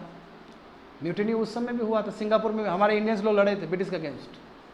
बात समझ रहे हो ना? हाँ, ये अलग बात है कि उसको बाद में फिर से उसको क्रश कर दिया गया ब्रिटिश फोर्सेस के द्वारा। तो it was a event that not only caught the British off guard but also shook the foundation of British rule in Singapore. Singapore में जो ब्रिटिश रूल था उसमें इंडियन आर्मी तो हो गए होंगे, क्योंकि इंडियन आर्मी तो पूरा दुनिया में इन्वॉल्व है ब्रिटिश के लिए। तो जो सिंगापुर में हमारे जो इंडियंस लोग थे, इंडियन आर्मी थे, जो सिख लोग सब हो गए, गोरखा लोग सब होंगे, वो सब ब्रिटिश अगेंस्ट अटैक कर दिए। तो इसका मतलब ब्रिटिश भी समझ में आ गया कि भाई देखो ये प्रभावित हो रहा है गदराइट पार्टी से, ये प्रभावित हो रहा है जो बर्लिन में कमेटी बन रहा है, ये प्रभावित हो रहा है इंडियन नेशनलिस्ट लोग से। तो कहीं ना कहीं सिंहासन हिला कर रख दिया था सिंगापुर में, और इंडिया में तो अपना हो ही रहा है। आया समझ में तुम लोग को ये चीज़? तो रेवोल्यूशनरी एक्टिविटीज़ इन ऑफशोर, ये हम लोग जाने। अब थोड़ा सा फैक्ट्स एंड फिगर बचा हुआ है, ये भी जान लोगे। चापेकर ब्रदर्स आया ना भी जिक्र। अब जितना ही पढ़ोगे बच्चे लोग, जो अभी तक पढ़ चुके हो उसी का कंपाइलेशन है ये लास्ट में, तो कोई नया चीज़ नहीं बताने वाले हैं। चापेकर ब्रदर्स यानी कि some of the other famous revolutionaries, जो इंपॉर्टेंट नेम्स। चापेकर ब्रदर्स ये कौन थे? तो हम जानते हैं कि 1896 में बेबोनिक प्लेग आया था, जिसकी वजह से बहुत सारे नासिक डिस्ट्रिक्ट में लोग मर रहे थे, इसलिए क्वारंटाइन का कॉन्सेप्ट भी आया। उस समय देखो जो अध्यक्ष जो थे इस कमेटी का बनेगा ना, फिर लोग बैठेंगे, कमेटी के जो मेंबर होंगे, अध्यक्ष होंगे, वो रांद था। रांद का मतलब क्या है? ICS यानी कि इंडियन सिविल सर्वेंट है, कह सकते हो उस समय का IS। अब बहुत ही अनपॉपुलर आदमी है, वो चेयरमैन था कमेटी फॉर प्लेग के लिए। तो ये जो ब्रदर्स है जो देख रहे हो तुम लोग, दामोदर हरि, बालकृष्ण हरि, वासुदेव हरि, ये तीनों ब्रदर्स, इन्हीं को चापेकर ब्रदर्स कहा जाता है। ये तीनों ने क्या किया बाबू? ये जो ICS जो रांद दिख रहा है इसको मार दिया, पकड़ के मार दिया इसको। The brothers were found guilty. उसके बाद देखो, अब इतना बड़ा आदमी को मारोगे जो ICS सिविल सर्वेंट है, वो कमेटी के अध्यक्ष भी है, जो प्लेग हुआ था उसलिए कि कमेटी बना था, उसके अध्यक्ष भी थे, मार दिए तीनों ब्रदर्स ने। अब यही तो आरोप लगता है बीजी तिलक के ऊपर कि बीजी तिलक का केसरी मराठी पढ़ के उसने वो एनर्जी क्रिएट किया। यही चीज़ देखो श्याम जी वर्मा ने भी अप्रिशिएट किया था ना बाहर से, आया समझ में? तो बेबोनिक प्लेग के टाइम में हुआ था। और चापेकर ब्रदर्स जो हुआ है, ये जो इंसिडेंट हुआ, इससे पूरा इंडिया में एक अटेंशन मिला है। ये 1896 में हुआ, जान लो ये बच्चे लोग, 1896 का घटना है ये। अभी होगा उधर भी अनुशीलन समिति भी होगा, अभी लाहौर कंस्पिरेसी भी होगा, तो प्रेरणा जाएगा बाकी राज्य में कि हम भी ऐसा कर सकते हैं। और हम जानते हैं कि रेवोल्यूशनरी एक्टिविटी कर क्या रहा था, ये डायरेक्ट किसी जो अनपॉपुलर जो DM सब है, अनपॉपुलर जो इंग्लिश मैन है, जो बहुत ही गंदा इंडियन ऑफिसर, उसको पकड़ के मार रहा था, समझे? This was the perhaps one of the first major revolutionary acts, पहला रेवोल्यूशनरी एक्ट जहाँ से दिखा कि 3 आदमी मिलके एक DM को उड़ा दिया। देखो हाँ, इसके बारे में भी आया था मदन लाल ढींगरा, इसने मारा था ना इंडियन एक ब्रिटिश आर्मी को। ये क्या किया देखो, ये भी रेवोल्यूशनरी फ्रीडम फाइटर है जी, इंग्लैंड में पढ़ रहे थे जी, इंग्लैंड में पढ़ रहे थे। ये इंग्लैंड में घटना हुआ था, बाहर का हुआ था ना घटना, हाँ इंग्लैंड में जो कमेटी बना था, इंग्लैंड में पढ़ाई कर रहे थे। देखो गुस्से से आके ब्रिटिश आर्मी को मार दिए, सर विलियम हुज कर्जन पुली को मार दिए। ढंगना देखो बाद में और भी BD सावरकर के कॉन्टैक्ट में आए, श्याम जी कृष्णा वर्मा के कॉन्टैक्ट में भी आए हैं। ये भी देखो इंडियन हाउस के मेंबर रहे हैं, और वही इंडियन हाउस जहाँ पे यूथ लोग जाते थे, पढ़े लिखे आदमी सब, फिर पॉलिटिकल इश्यूज़ को भी डिस्कस करते थे। काफ़ी प्रभावित हो गए, इतना प्रभावित हो गए कि वहाँ जो ब्रिटिश ऑफिसर उसी जगह मार दिया इसने। और उसके बाद क्रैकडाउन हुआ है इंडियन हाउस के ऊपर, क्रैकडाउन समझता है ना, पकड़ के ख़त्म कर दिया उसको। तो 1905 से लेकर 1910 तक में चला है वो इंडियन हाउस। बरिंद्र घोष सुने थे ना उस समय, बताए थे ना, अरविंदो घोष का भाई जो काला पानी भेज दिया गया था, ये भी इंपॉर्टेंट मेंबर है जुगांतर पार्टी जो बना था तुम्हारा, वही अनुशीलन समिति का जो ऑफशूट है बंगाल रीजन में। अलीपुर बम कंस्पिरेसी में फंसे थे ना ये भी, इनको भी सेंटेंस दे दिया गया था, बाद में उसको लाइफ इम्प्रिजमेंट कर दिया गया, बाद में इनको भेज भी दिया गया अंडमान निकोबार में, ठीक है, काला पानी में भेज दिया गया था। आगे देखो,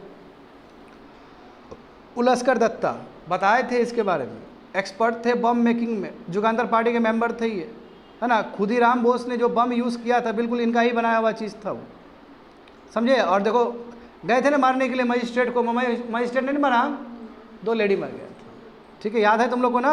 हाँ वही उलस्कर दत्त को पकड़ा, बरिंदर घोष को पकड़ा, खुदीराम को पकड़ा, अलीपुर बम कंस्पिरेसी से जुड़े हुए आदमी लोग सब हैं।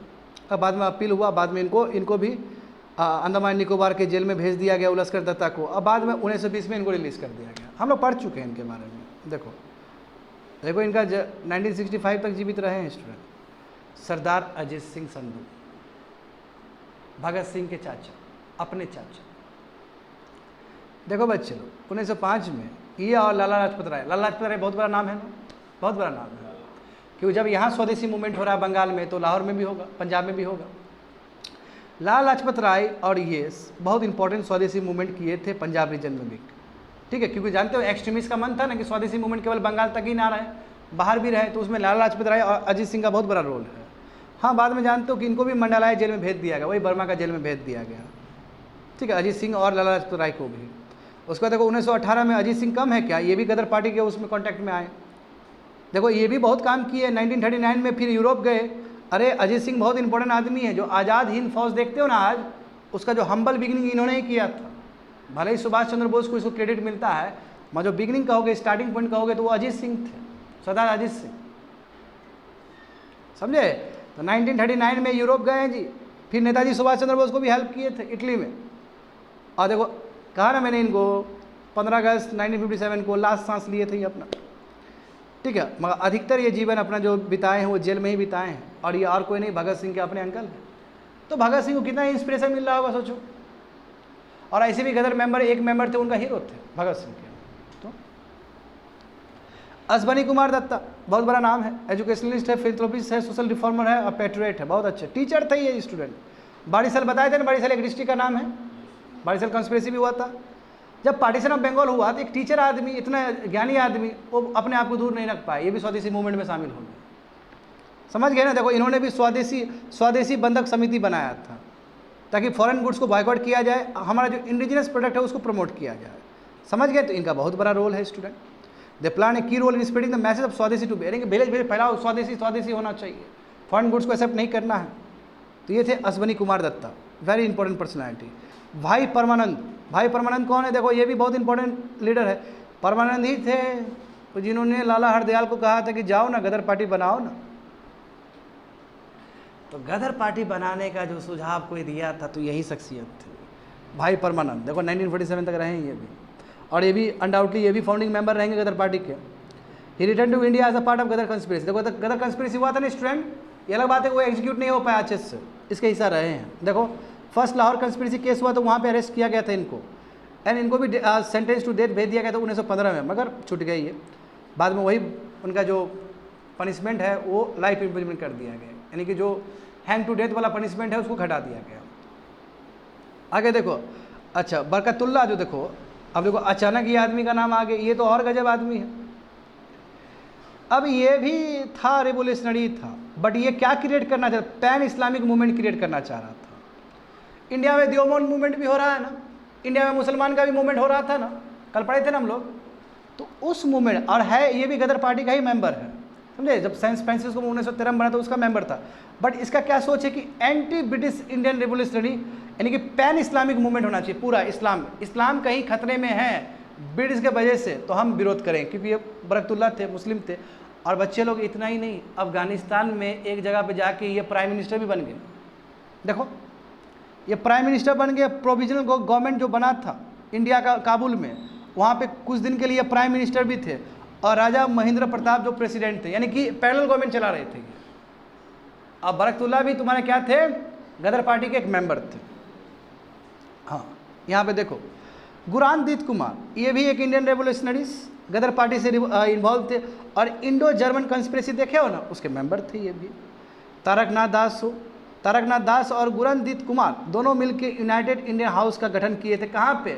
सियाटल में, यूनाइटेड स्टेट्स का।